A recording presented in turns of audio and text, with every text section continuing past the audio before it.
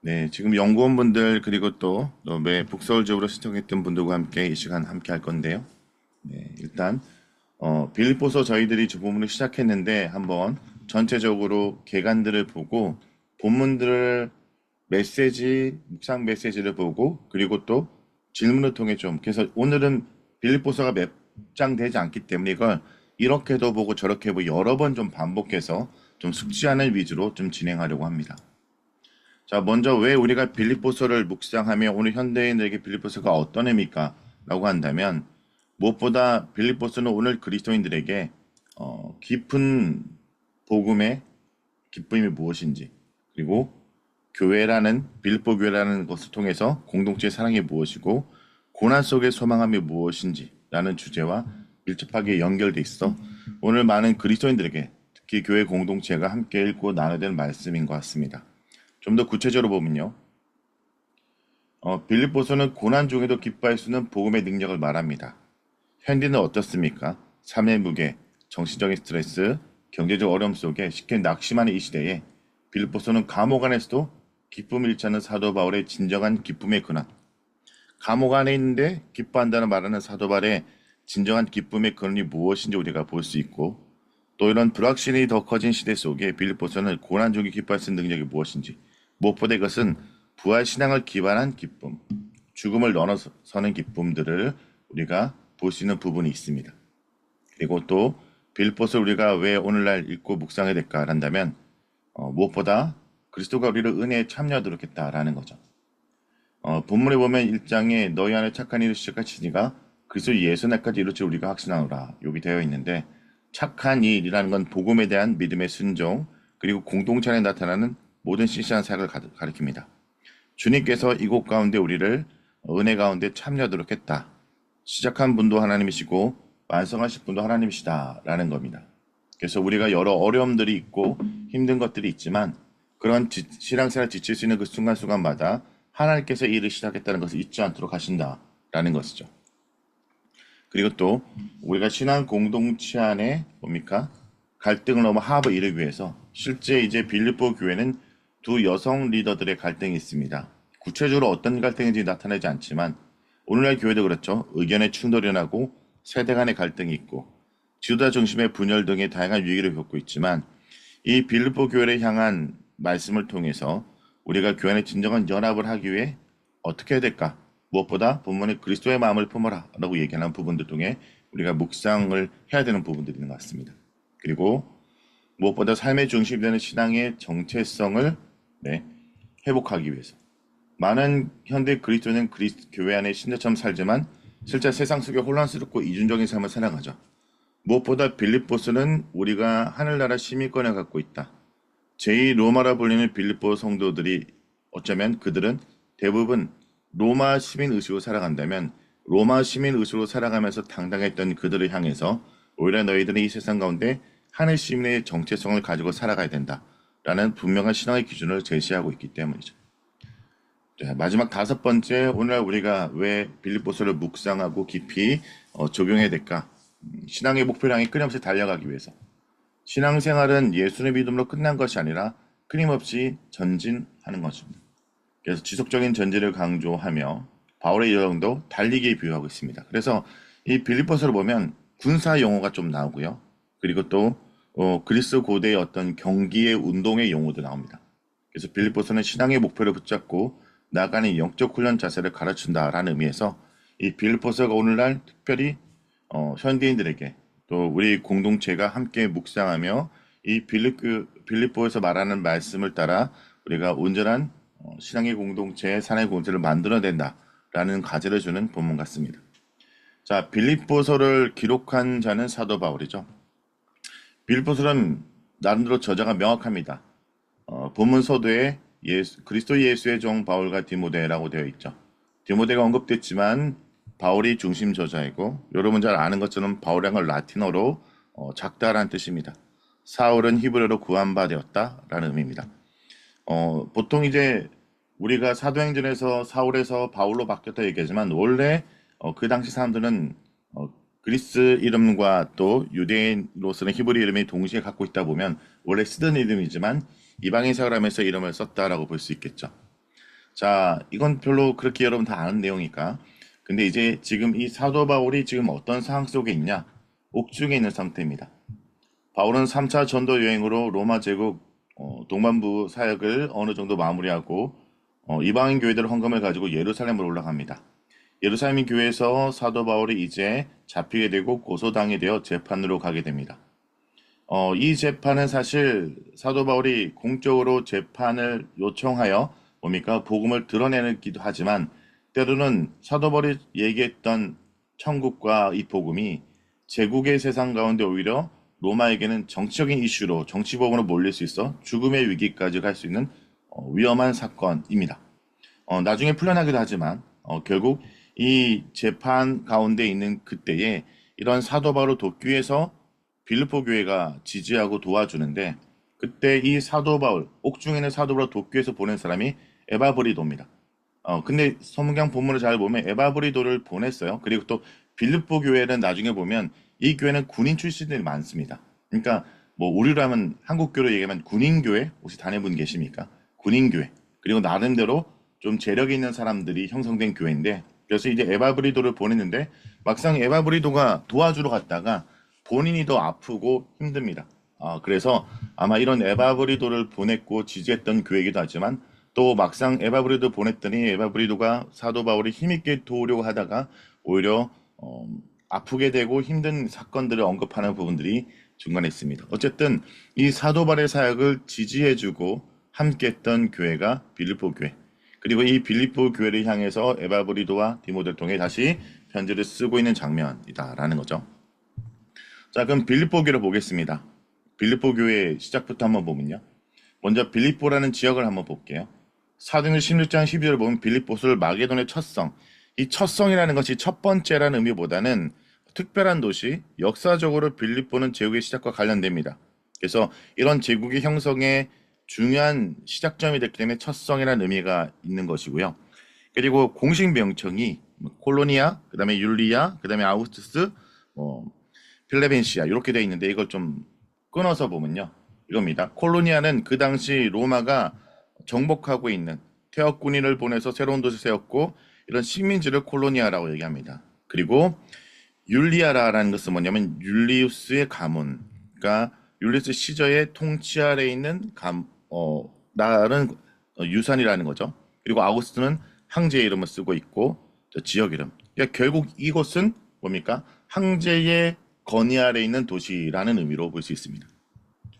자, 그런 황제의 제국의 대표적 도시에 사도 바울은 그리고 그리스도인들은 천국을 외치는 것, 제국의 중심에 복음을 외쳤다라고 볼 수 있겠죠. 자, 종교적으로는 혼합주의와 다신종교였고 숙명주의적 사고가 퍼져 있는 점수에 흥했습니다. 그래서 이런 이슈들도 나중에 등장하죠. 빌보교회 바울은 귀신 들려 점치는 요정을 고쳐주는 사건도 등장합니다. 그런데 이 요정을 통해 큰 이익을 받았던 주인이 바울을 경제적 손해로 고소하지 않고 로마 국가 풍습에 호소하여 다음과 같이 고소하죠. 로마 사람인 우리가 받지 못하고 행하지 못한 풍습을 전한다. 그래서 반면 사도 바울은 옥에 갇힌 후 나아갈 때 로마 시민을 알려주니 그들이 두려워하여 장면도 로마적인 로마 시민의 위상 그리고 로마법 제2의 로마의 어떤 모습들을 볼 수 있는 부분들입니다. 그리고 무엇보다 빌립보는 황제 숭배가 팽배했다. 그런 상황에서 예수님의 주시라는 복음을 전한다는 것은 위험한 일이죠. 근데 바울은 이런 제국의 중심에서 하늘나라 복음, 천국을 전했다라는 것을 볼 수 있습니다. 그러니까 이 황제가 왕이 아니라 진정한 왕은 하나님이시다, 그리스도시다라는 메시지를 전했다는 거죠. 이런 빌립보 지역의 교회가 설립되는 것은 2차 선교 여행 중에 무시아를 지나 드로라로 이뤘을 때 사도 바울이 밤에 한상을 꿉니다. 한상 중에 막용한 사람이 우리를 도우라라는 것을 꾸게 되고 그래서 가게 되는 거죠. 자, 그런데 이곳에 갔을 때 보면요. 사도 바울이 대부분 해당을 중심으로 사역을 많이 합니다. 에베소 지역도 해당을 중심으로 사역하다가 이제 쫓겨나서 이제 사설 외부 기관에서 사역을 한 게 그게 두란노서원이죠. 근데 이 빌립보는 유대인이 많이 없었기 때문에 해당이 없어서 기도하는 지역을 찾다가 어떤 무리를 만나게 되고 그들에게 복음을 전하는데 그 무리들이 여인들 그룹이고 그 중에 루아디아 성의 자주장사 루디아가 있죠.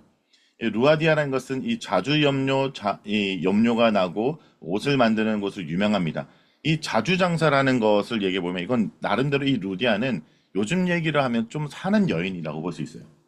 뭐 요즘으로 부르 얘기해볼까? 이 자주 장사, 자주 염료 옷은 주로 왕족들, 귀족들이 입기 때문에 이게 비유가 맞는지 모르지만 코코 샤넬 정도 된다고 할까? 모르는 분 계실 것 같은데, 네. 하여튼 그 정도 되는 여인. 그러니까 나름대로 빌립보 교회는 경제적으로 힘든 교회는 아니라고 생각해요. 나름대로 경제적으로 조금 자립할 수 있는 힘이 있는 사람들이 형성된 교회. 그래서 빌립보 교회가 예루살렘의 교회나 유대인들 교회들을 많이 힘있게 도울 수 있던 배경 속에 있었다 볼 수 있죠. 그리고 또 빌립보 교회 이런 여인들 나름대로 재력이 있는 여인들도 있었고 또 한편으로 빌립보 감옥의 간수들과 그의 가족을 복음을 증거했다 보면 당시 군인들이 밑에 있는 계급들이 아니거든요. 로마 군인들, 퇴역 군인들. 네, 그러면 나름대로 군인 가족 그리고 나름대로 사업을 하는 사람들이 이 빌립보 교회 구성원을 했다 보면 대략 이 빌립보서 안에서 하고 주고받는 말도 이해할 수 있습니다. 이제 서신서를 묵상할 때 서신서 자체의 표현들도 묵상도 중요하지만 서신서는 기본적으로 그 교회와 사도 바울과 그 당시 상황들을 고려해야 이 말의 의미를 더 우리가 좀 질감 있게 이해할 수 있는 부분들이 있기 때문에 이 빌립보 교회가 어떻게 구성이 있는지 볼 필요가 있죠. 그래서 빌립보의 주된 구성은 이방인이었다. 이 중에 로마의 퇴역 군인들이 상당수 포함되었고 어쩌면 성도들 다수가 현역 퇴역 군인 그리고 뭐 현역 군인 그들의 가족을 구성될 수 있다 볼 수 있죠. 그런 의미에서 빌립보 교회는 의리 있는 교회입니다. 그렇죠? 군인으로 생각한다면 한번 그래서 여러분 그 6월 정도 되면 이때쯤 되면 교회 그러니까 군대에서 군종한 분들 아시지만 그 오살리 기도원 옛날에 보면 거기서 전국 구국 수련회를 하거든요. 제가 이전에 그 구국 수련회 갔을 때 정말 놀라운 건 뭐냐면 군인들은 정말 군인처럼 믿는다 느낀 게 해병대가 그때 티셔츠 입고 올 때 그 해병대 군종들은 티셔츠 뒤에 이렇게 로고가 있어요. 뭐라 돼 있냐면 한 번 해병은 천국 가서도 해병이다. 이렇게 그만큼 이제 충성심을 다니는 모습들을 본 적이 있는데 이런 교회였던 거죠. 그러니까 사도 바울을 지원하고 지지하는 것에 열심을 보이고 나름대로 재정적으로 후원했다라고 볼 수 있습니다. 이것은 교회의 주된 구성이었던 퇴역 군인들의 군인 정신과 부합하죠. 그래서 빌립보 교회는 사도 바울의 개인적인 딱딱하게 유지하면서도 이제 그를 크게 후원했던 교회다. 자, 그럼 이제 이런 교회를 향해 기록 목적은 뭐냐면 복음을 전하다가 꼭의 가짜는 소식을 듣고 이제 빌립보 교회는 물품과 함께 에바브리도를 사도울에 보냅니다. 근데 이 에바브리도가 바울과 섬기다가 병에 걸려 죽을 뻔하죠. 이게 좀 생각하면 이런 거예요. 군인교를 생각하면 파견 보낸 겁니다. 에바브리도를. 근데 에바브리도가 힘있게 돕다가 오히려 힘이 돼야 되는데 힘이 이제 오히려 힘이 더 드는 거죠. 그래서 이런 에바브리도도 사실은 미안한 마음도 있고 교회도 미안한 마음이 있는데 오히려 사도 바울이 이 에바브리도를 돌려보내면서 그가 주를 위해서 목숨을 걸고 헌신하였다라고 칭찬하고 또 그를 격려할 수 있도록 편지를 쓰는 배경이 이 첫 번째 있습니다. 바울은 빌립보의 염려를 덜어주기 위해 에바브리도를 빌립보교로 급히 돌려보냅니다. 그때 바울은 빌립보를 서서 그의 손에 보내줬겠죠. 네, 에바브리도가 수고했다. 파견받은 에바브리도를 다시 기한하도록 하면서 쓴 편지라는 거죠. 그리고 또 자기들께 후원해줬던 교회에 대해서 감사 표시할 필요가 있었고요.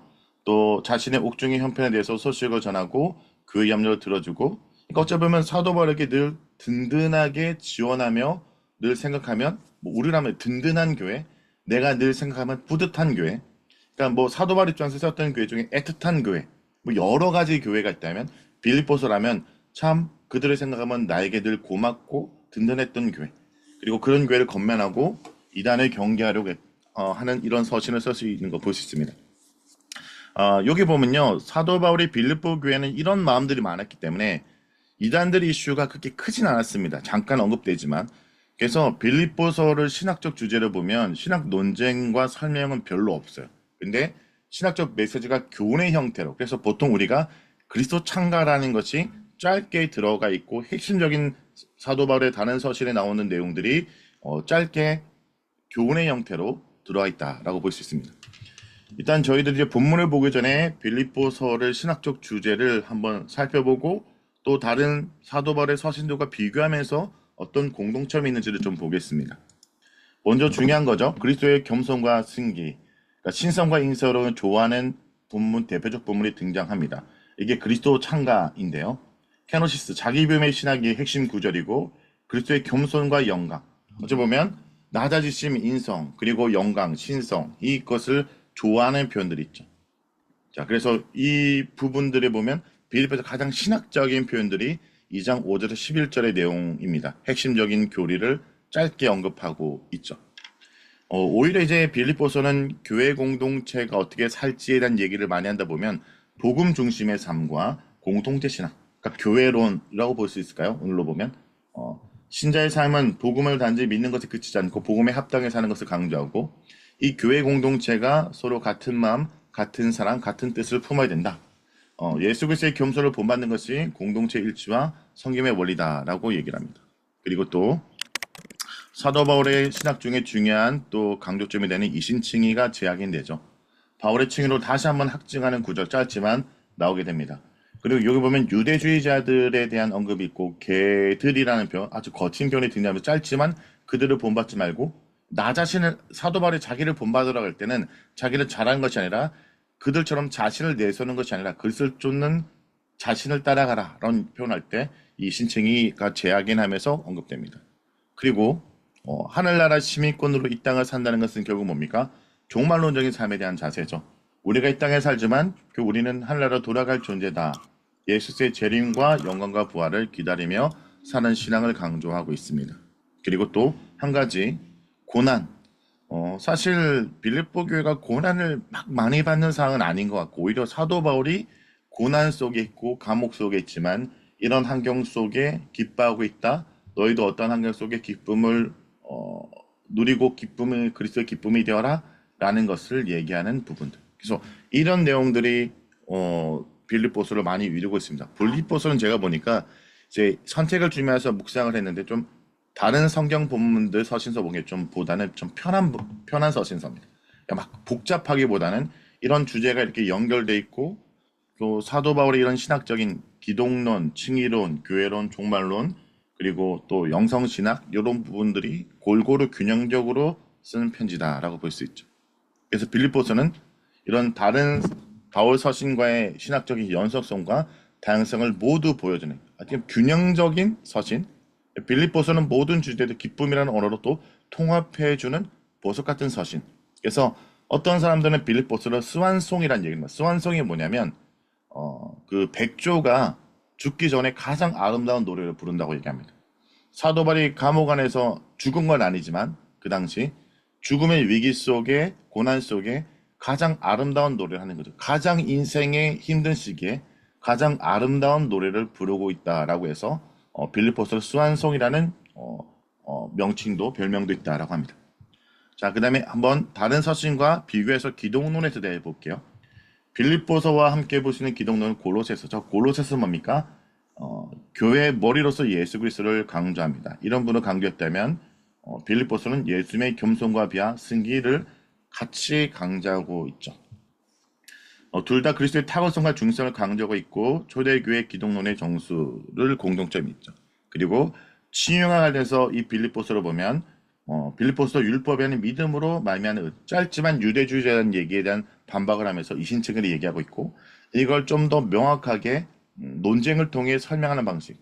그러니까 빌립보서는 짧게 그들에서 언급하는 한 파트를 차지했다면 오히려 이런 것을 좀 더 풀어서 얘기하는 것들이 로마서와 갈라디아서, 그러니까 바울 서신 안에 이런 메시지를 공유하고 있다라는 겁니다. 그 고난에 대한 이슈를 보면요, 사도 바울은 자신이 고난 속에 있기 때문에 고난을 은혜로 받아들이고 있다라면서 오히려 내가 고난받고 있는 것이 오히려 너희들이 복음을 전하는데 더 격려가 되고 또 내가 복음을 전하지 못하니까 본인들이 복음을 전하고 있고 그 모습을 통해 사도 바울도 감옥 안에 복음을 전하고 있고 기쁨이 되고 있다라는 얘기를 하고 있다면 고린도서는 고난 중의 생명, 핍박받는 교회를 향해 고난 중의 생명이 나타난다라는 얘기 그리고 또 데살로니가 전서는 어떻습니까? 재림을 앞두고 있는 이런 재림에 대한 이슈가 있을 때 신자의 부르심을 통해 고난을 잊고 살아가는 것들에 대한 강조점이 있습니다. 그래서 이런 부분의 고난의 이슈가 이 서신들과 연결돼서 이것이 또 공유되고 있고요. 그리고 교회로는 사도 바울에서 많이 서신서에서 많이 나오죠. 빌립보서, 에베소서 한마음 한뜻으로 우리가 함께하는 것을 강조한다면 에베소서는 은사를 통해 그리스도 안에 하나됨, 한 몸 이런 걸 강조하고 고린도전서는 뭡니까? 주님이 주신 은사를 뭡니까? 조화롭게 사랑을 통해 성결된다라는 걸 강조하고 있습니다. 종말론적 소망, 그러니까 여기 보면요, 빌립보서와 데살로니가전서, 제레미야 이슈가 있는 부분들이죠. 그리고 고린도후서, 자망을 떠나 영원한 집을 삼아 이런 부분들을 한번 비교하면서 읽는 것도 좋을 것 같습니다. 제가 이제 에서서 할 때 잠깐 언급했는데 에서를 잘 묵상하기 위해서는 저는 다니엘서가 묻어나와야 되고 에서를 잘 묵상하려면 룻기가 묻어나와야 된다라는 얘기를 좀 한 적이 있는데 빌립보서를 잘 묵상하는 빌립보서만 보는 게 아니라 빌립보서를 둘러싼 뭡니까? 다른 사도 바울의 서신서들을 잘 묻어나와요. 그 본문들과 교회들마다 했던 메시지가 핵심적인 동일하지만 어떻게 추가되고 어떻게 요약되고를 통해서 우리가 보면 좀 종합적으로 통합적으로 볼 수 있을 것 같다라는 생각이 듭니다. 자, 빌립보서 핵심 메시지를 정리하고 본문으로 들어가겠습니다. 빌립보서는 여러분 잘 아는 것처럼 주 안에 기뻐하라는 것이 약 16회 정도 등장합니다. 기쁨이라는 단어가. 근데 이 기쁨은 단순한 감정이 아닙니다. 그리스도 안에 누리는 내면의 평안과 확신, 또 바울은 고난 중에 복음이 전파된다는 사실 때문에 기뻐하고 무엇을 통해 기뻐하냐도 중요한 것 같아요. 무엇을 위해 기뻐하냐, 무엇 때문에 기뻐하냐, 또 내가 기쁨이 되어야 된다. 이런 기쁨에 대한 여러 가지 측면들이 잘 나오고 있습니다. 무엇보다 이 기쁨은 환경이나 감정에 좌우되는 것이 아니라 그리스도의 관계 속에 누린 지속적인 기쁨인 거죠. 자, 그 다음 복음에 합당한 삶이라는 얘기를 합니다. 사도 바울은 복음의 진리를 삶에 드러내야 된다. 구원을 이루라라는 것이 우리가 구원을 이룬다라는 어떤 우리의 의를 얘기하는 것이 아니라 구원받은 존재로서 구원받은 백성 삶을 나타내라라는 표현이죠. 그리고 이 복음에 합당한다라는 것은 뭡니까? 세상 가운데 기준을 따라 사는 삶이지만 외적으로는 근데 내적으로 뭡니까? 하나 되는 것 또한 그러니까 교회 공동체가 하나 되고 한 몸을 이루는 것이 복음에 합당한 삶이다. 그래서 복음에 합당한 삶을 외적인 부분과 내적인 부분도 나눠서 설명한 파트가 있습니다. 그리고 이제 그리스도를 아는 지식이 가장 탁월하라는 이 표현이 뭐가 등장하냐? 세상 모든 것들이 오히려 배설물로 여긴다. 그런 것들은 아예 무가치하다는 의미가 아니라 그리스도를 아는 지식에 비하면 그것들은 상대적으로 그렇게 중요하지 않는 것이다. 오히려 세상적인 지식과 세상적인 권력과 이것들이 자랑하지만 오히려 복음 앞에 그것이 자랑거리가 아니라 오히려 부끄러움거리가 될 수 있다라는 거죠. 오히려 상대화시킨다는 절대적인 가치를 통해 다른 것들을 상대화시키고 복음의 최우선의 삶을 그리스도가 최우선의 삶을 얘기한다라는 겁니다. 그리고 빌립보서의 핵심 메시지 중에 하나가 영적인 성숙이죠. 공동체가 같은 마음, 같은 사람, 한 뜻. 그래서 빌립보서는 그렇게 어려운 본문 아닙니다. 그런데 이런 본문들이 골고루 이렇게 표현할까? 되게 균형적인 영양가 있는 복음, 아니가 서신서다. 네, 그래서 우리가 사도 바울의 서신서를 읽어볼 때 좀 편안하게 읽지만 또 한편으로 이 기쁨이라는 키워드로 전개되는 서신서다라는 거죠. 이 빌립보서를 기쁨이라 보면 저희 성서연율에 나왔던 랩 주석에 보면요. 이렇게 파트를 구분합니다. 고난 중의 기쁨, 성경 중의 기쁨, 믿음 중의 기쁨, 나눔 중의 기쁨.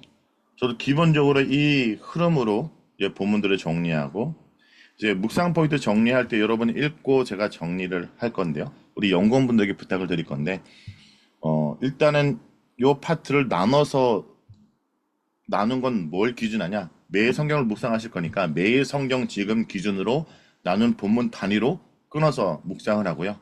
그리고 마지막에 장으로 묶어서 제가 또 정리하도록 하겠습니다. 신중훈 전도사님 이 본문 빌립보서 1장 1절에서 11절 한번 좀 읽어 주실까요? 띄워드릴게요. 네, 본문 읽겠습니다. 그리스도 예수의 종 바울과 디모데는 그리스도 예수 안에서 빌립보에 사는 모든 성도와 또한 감독들과 집사들에게 편지하노니 하나님 우리 아버지와 주 예수 그리스도로부터 은혜와 평강이 너희에게 있을지어다. 내가 너희를 생각할 때마다 나의 하나님께 감사하며 간구할 때마다 너희 무리를 위하여 기쁨으로 항상 간구함은 너희가 첫날부터 이제까지 복음을 위한 일에 참여하고 있기 때문이라. 너희 안에서 착한 일을 시작하신 이가 그리스도 예수의 날까지 이르실 줄을 우리는 확신하노라. 내가 너희 무리를 위하여 이와 같이 생각하는 것이 마땅하니 이는 너희가 내 마음에 있음이며 나의 매임과 복음을 변명함과 확정함에 너희가 다 나와 함께 은혜에 참여한 자가 됨이라. 내가 예수 그리스도의 심장으로 너희 무리를 얼마나 사모하는지 하나님이 내 증인이시니라. 내가 기도하노라. 너희 사랑을 지식과 모든 총명으로 점점 더 풍성하게 하사 너희로 지극히 선한 것을 분별하며 또 진실하여 허물 없이 그리스도의 날까지 이르고 예수 그리스도로 말미암아 의의 열매가 가득하여 하나님의 영광과 찬송이 되기를 원하노라.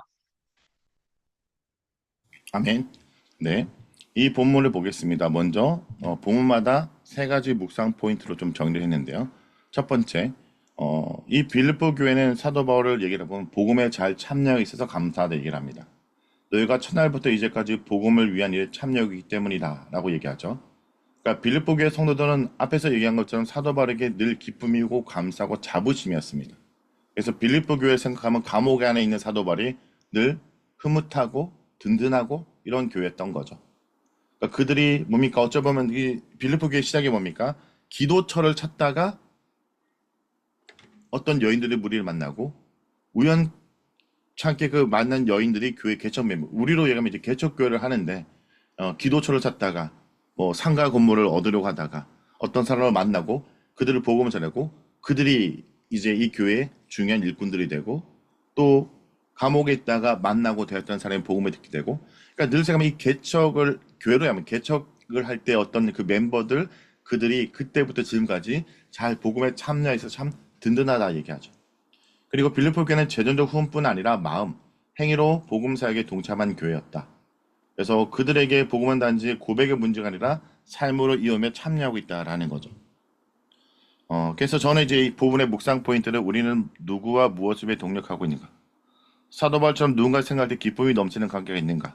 그러니까 여러분 과거에 함께 복음에 참여하고 했던 사람들 통해 그 사람 보면 참 든든한 사람, 또 여전히 나에게 감사를 표해되는 사람, 이런 사람이 있다면 오늘 사도 바울의 이 빌립보서처럼 그들에게 감사를 표현하고 또 여전히 그들이 신실하게 모습 통해서 우리가 표현하는 부분도 우리가 적용의 포인트일 것 같습니다. 그 다음, 자, 근데 이것은 그들이 참여했지만 사실은 은혜 참여도 주님이 하셨다는 거죠.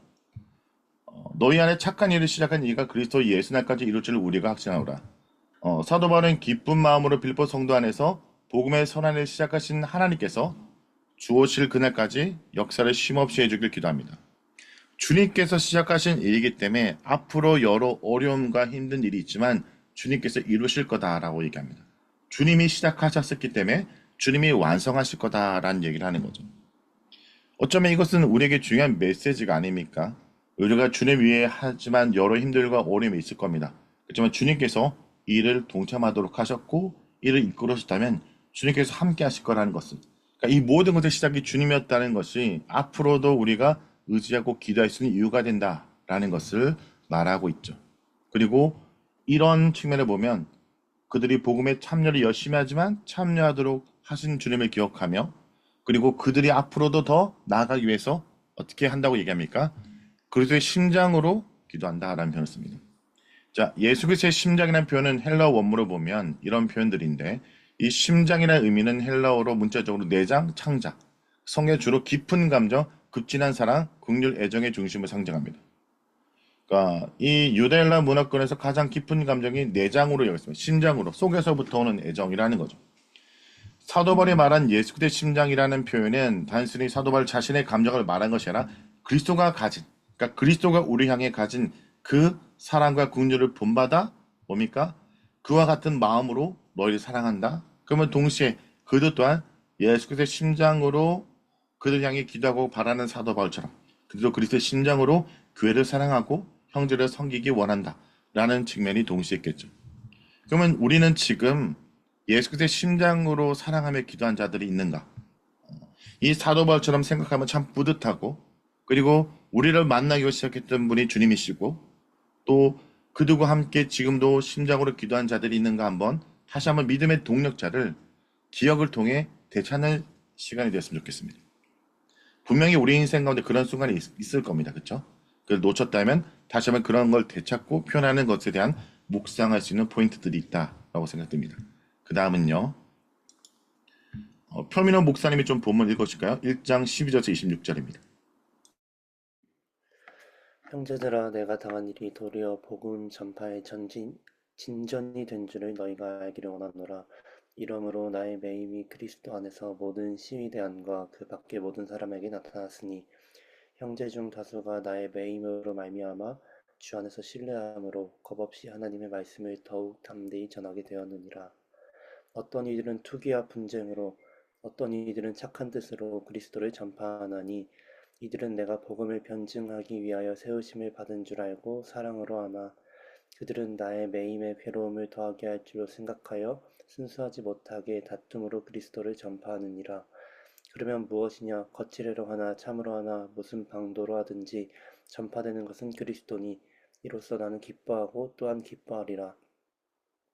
이것이 너희의 간구와 예수 그리스도의 성령의 도우심으로 나를 구원에 이르게 할 줄 아는 고로 나의 간절한 기대와 소망을 따라 아무 일에든지 부끄러워하지 아니하고 지금도 전과 같이 온전히 담대하여 살든지 죽든지 내 몸에서 그리스도가 존귀하게 되게 하려 하나니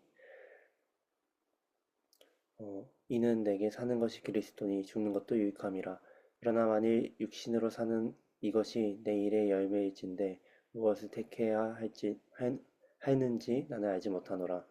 내가 그 둘 사이에 끼었으니 차라리 세상을 떠나서 그리스도와 함께 있는 것이 훨씬 더 좋은 일이라. 그렇게 하고 싶으나 내가 육신으로 있는 것이 너희를 위하여 더 유익하리라. 내가 살 것과 너희의 믿음의 진보와 기쁨을 위하여 너희 무리와 함께 거할 이것을 확실히 아노니 내가 다시 너희와 같이 있으므로 그리스도 예수 안에서 너희 자랑이 나로 말미암아 풍성하게 하려 함이라. 아멘. 네. 자, 이제 사도 바울이 자신의 상을 얘기하는데 내가 복음을 전하다가 당한 일, 뭡니까? 감옥의 메인 일을 얘기하죠. 자, 복음은 고난 속에다 그런데 전진하고 있습니다. 첫 번째, 저는 이 본문을 이렇게 좀 파트를 볼거든요. 사도 바울은 복음 중심이었고 그리스도 중심이었고 교회 중심이었다. 이렇게 세 파트로 좀 나눠봤는데요. 자, 복음은 고난 속에 전진한다. 사도 바울은 자신의 감옥에 갇힌 일이 오히려 복음 전파에 유익이 된다고 밝힙니다. 그러니까 사도 바울이 복음을 전해서 지금 처음에는 복음을 감옥에 갇혀 전하지 못하는 게 애석하게 여겼지만 오히려 막상 갇혔더니 오히려 다른 사람들이 더 힘을 내고 있어서 기쁘다라는 것을 말하죠. 그러니까 감옥에 갇혀서 복음 못해 너무 답답했는데 오히려 내가 감옥에 갇힘으로 오히려 다른 사람들이 열심히 내기 때문에 기쁘다라는 말을 하고 있습니다. 그러니까 사도 바울은 내가 감옥에 갇히는 것이 중요하지 않고 복음이 어떻게 된가가 중요했다라는 거죠. 또 한편으로 이겁니다. 여기 보면 그런 표현도 등장하잖아요. 이렇게 내가 갇혔기 때문에 더 열심히 내는 자가 있고 또 어떻게 열심히 내는 자가 있습니까? 사도 바울을 시기하고 질투했던 자들이 더더욱 사도 바울 대신 자기가 열심히 함으로 이런 것 같아요. 이게 보면 여러 의견들이 있지만 이 자리에 누구가 의견이 있지만 교회도 보면 또 이게 교계도 보면 누가 이렇게 열심히 하면 그와 경쟁심으로 열심히 하는 사람들이 분명히 있거든요. 그러니까 당시 사도 바울이 어떻게 보면 사람들의 주목을 받는 자죠. 그래서 사도 바울이 감옥 가니까 이제 사도 바울 늘 경계하면서 하겠던 사람들 어떻게 생각할까요? 요즘 그 이런 표현이 있습니까? 난가병이라는 거죠. 이제 난가? 내가 이제 주도하는가? 사람들이 이제 내가 주목할 때인가? 뭐 그런 의도라도 사도 바울은 뭐 누가 나보다 더 돋보이고 중심에 되는 게 중요하지 않고 복음이 전해지고 않고가 중요했다라는 거죠. 오히려 우리의 고난이 복음의 기회가 될 수 있다라는 거. 그러니까 우리가 고난받는 그 자체가 하나님이 살아계시고 역사하는 그 기준으로 보지만 그렇지 않다는 겁니다. 우리와 무관하게 우리가 고난받는 것이 또한 누군가에게는 복음이 전가되고 그들이 오늘을 설 수 있는 기회가 되는 것이죠. 자, 그리고 이 사도 바울의 삶의 중심에 오직 그리스도다. 그래서 이런 표현을 쓰고 있죠. 이것이 너희 간과 예수 그리스도의 성령의 도우심으로 나를 구원에 이르게 할 줄 아는 거로 자신의 소망이 살든지 죽든지 그러니까 내가 살든지 죽든지 중요하지 않고 그리스도가 존귀되는 게 중요하다. 그래서 이 빌립보에서 좀 유명한 구절이 있죠. 내게 사는 것이 그리스도니 죽는 것도 유익하다. 그러니까 내가 살고 죽는 것이 중요하지 않고 그리스도가 오히려 영광되는 것. 복음이 잘 전해지고 그리스도의 중심으로 살아가는 사도 바울이죠. 그렇다면 우리는 뭡니까? 과연 그리스도 중심인가? 요는 여기서 우리가 중요한 게 있다고 생각합니다. 많은 사람들 기쁨을 잃는 이유가 예수 그리스도 통해서 내가 무엇을 누리고 내가 상이 나아지는 나 중심성이 더 강화되는 방식도 있다고 생각하지만 사도 바울은 그렇지 않습니다. 오히려 그리스도인이 주인 되시고 그리스도가 높아지는 것의 중심이죠. 그렇기 때문에 그 다음 이어지는 사고가 뭡니까? 그렇기 때문에 자연스럽게 교회 중심적인 사고를 합니다. 사도 바울이 이런 얘기를 해요. 내가 지금 당장 죽는 것이 내게도 낫고 편한 일이지만 지금 내가 순교하는 것이 오히려 영광스러울 수 있지만 오히려 뭡니까? 남겨진 너희들을 위해 그러니까 아직 복음을 전하고 또 함께했던 신앙 공동체를 위해서 내가 아직 살아야 이유가 있는 것 같다라고 표현하죠. 그러니까 살고 죽는 것이 내가 아니라 오히려 형제 자매 공동체 바울은 개인적으로 주고 그리스도와 함께 있는 것이 더 좋다 말합니다. 그러나 성도들의 유익과 믿음의 진보를 위해 이 땅에 남는 것이 필요하다 판단하여 이런 말을 하고 있죠. 그러니까 자신의 이익보다 공동체. 그래서 저는 이제 정말 복음의 사람은 저는 뭡니까? 복음 중심이고 그리스도 중심이고 타자 중심적인 사람이다. 교회 중심적인 사람이다. 내가 아니라 형제 자매를 더 생각하는 사람이다. 라고 볼 수 있겠죠. 자, 그 다음 이제 본문 보겠습니다. 이어진 1장인데요. 1장 요 부분 정리하고 1장 전체로 또 좀 논리 구조를 한번 보도록 하겠습니다. 먼저 요 부분 김영미 전사님 한번 읽어주실까요? 마이크 켜고 읽어주십시오. 오직 너희는 그리스도의 복음에 합당하게 생활하라. 이는 내가 너희에게 가보나 떠나 있으나 너희가 한 마음으로 서서 한 뜻으로 복음의 신앙을 위하여 협력하는 것과 무슨 일에든지 대적하는 자들 때문에 두려워하지 아니하는 이 일을 듣고자 함이라. 이것이 그들에게는 멸망의 증거요 너희에게는 구원의 증거니 이는 하나님께로부터 난 것이라. 그리스도를 위하여 너희에게 은혜를 주신 것은 다만 그를 믿을 뿐 아니라 또한 그를 위하여 고난도 받게 하려 하심이라. 너희에게도 그와 같은 싸움이 있으니 너희가 내 안에서 본 바요 이제도 내 안에서 듣는 바니라. 그러므로 그리스도 안에 무슨 권면이나 사랑에 무슨 위로나 성령의 무슨 교제나 긍휼이나 자비가 있거든 마음을 같이하여 같은 사랑을 가지고 뜻을 합하며 한 마음을 품어 아무 일에든지 다툼이나 허영으로 하지 말고 오직 겸손한 마음으로 각각 자기보다 남을 낮게 여기고 각각 자기 일을 돌볼 뿐더러 또한 각각 다른 사람들의 일을 돌보아 나의 기쁨을 충만하게 하라. 아멘. 아멘. 이 부분을 어떻게 좀 나눌 수 있냐면 복음에 합당한 삶의 외적인 모습이 뭡니까? 대적들을 두려워하지 않고 믿음을 지키고 같이 협력하며 나아가는 것. 그리고 내적인 복음에 합당한 삶의 모습은 뭘까요? 공동체가 서로 섬기고 한 마음을 품는 것. 이렇게 좀 복음에 합당한 삶은 외적인 모습과 내적인 모습으로 구분할 수 있을 것 같습니다. 자, 복음에 합당한 삶을 살라라고 할 때 이 합당한 삶은 시민답게 살라는 원어적 의미입니다. 그러니까 빌립보 교회의 복음의 시민권에서 정체성을 강조하는 편이죠. 그러니까 빌립보 교회가 내가 로마인이라는 시민 의식으로 살아가면서 로마 시민의 그 권리와 또 당담이 있었다면 오히려 사도바울은 이것을 이용하여 너희가 하늘 시민권자로서 살아가야 된다라는 걸 강조하며 그리고 그리스도를 주로 모시는 자로서 살 것을 강조합니다. 그분의 시민을 가장 큰 자부심, 큰 자랑으로 여기며 그분의 통치에 복종하는 성도가 되어라 라고 얘기하는 거죠. 자, 그리고 한 마음과 한 뜻으로 연합하라. 사도바울 2장 1절에서 2절에 보면 이제 그런 복음의 어떠한 모습이 외적인 모습이 그런 거라면 내적인 모습은 뭡니까? 한 몸, 한 뜻을 이루며 살아가는 것이죠. 교회 안에 하나님의 말처럼 쉽지 않지만 성령의 도우심으로 가능합니다. 여러분, 우리가 세상 가운데 교회가 잘 믿음을 나타내는 건 중요하지만 교회 공동체 안에 하나 되고 서로를 섬기고 낮아지고 높여주고 있는가? 뭐 그런 경우도 있는 것 같아요. 교회가 세상적인 영향이 있는 것 같지만 교회 안에는 여전히 다투고 미워하며 서로를 미워하고 시기함으로 동기부여를 한다. 이건 세상의 방식이겠죠. 자, 그리고 또 하나 이제 겸손히 남을 높이며 섬겨라. 사도바울은 다툼이나 허영을 하지 말고 오직 겸손한 마음으로 각각 자기보다 남을 낮게 여기며. 제가 이거 좀 빌립보서 이번에 묵상하면서 느낀 게 뭐냐면 빌립보 교회는 아까도 얘기했죠. 좀 사는 교회라고 생각합니다. 좀 세상적으로 왕년에 한 자리 했던 사람이 있는 거예요. 그러니까 교회 안에 나름대로 열심히 섬기면서도 자기 소리를 내고 자기 주장을 할 수 있고 좀 이런 사람도 있지 않았을까라는 생각이 듭니다. 그러니까 제가 이전에 이제 부산에 있을 때 좀 부모님이 다녔던 교회 보면 왕년에 한 자리에 있던 분들이 많으시거든요. 교회가 또 힘있게 선교도 하고 뭔가를 해요. 근데 늘 그 속에 서로 뭡니까 다툼이 있고 또 나름대로 서로를 견제하는 모습이 있는 거죠. 그러니까 주를 위해서 사도바울을 돕는 것도 중요하지만 그 도움에 있어서 뭡니까 함께 협력하고 함께 힘쓰고 하나 되는 것을 얘기하고 있죠. 그리고 겸손하는 얘기도 쓴다면 그만큼 그들이 세상적으로 나중에는 한 자리에 했고 왕년에 내가 군인으로서 뭔가를 했고 또 내가 사업도 해봤고 이런 사람들이 교회 여전히 일하지만 자기를 낮추며 겸손히 섬겨라라는 얘기를 하고 있다고 볼 수 있을 것 같습니다. 서신서를 읽으면서 저는 끊임없이 빌립보 교회가 어떤 구성이 어떤 있을지를 끊임없이 유추하며 생각해 보면 오늘날 우리가 교회 생활하면서 여러 상황들을 우리가 좀 찾게 되지 않을까 생각합니다. 자, 1장을 한번 좀 질문을 통해 구조를 볼게요. 일단 고난 중의 기쁨인데 이런 질문을 하면서 한번 정리해 보겠습니다. 사도 바울은 빌립보 교회 성도들을 위해 어떤 기도를 하고 있습니까? 감사한다고 얘기하죠. 그리고 그리스도의 심장으로 그들을 열렬히 사랑한다. 자, 이 모습을 보면 어떤 겁니까? 사도 바울의 모습은 세상 삶을 추구하는 삶과 전혀 이질적인 삶입니다. 세상 사람들은 왜 기뻐하죠? 내가 어떻게 되는 것에 대한 기쁨이죠. 에고가 충만한 세상이지 않습니까? 에고가 가득한 세상과 다르게 사도 바울의 머릿속 온통 빌립보 성도들, 그러니까 내가 아니라 내가 감옥에 있는 내 상황이 아니라 그들입니다. 타자 중심적이며 뭡니까? 빌립보 교회 성도들이 가득한 거죠. 우리는 어떤 자입니까?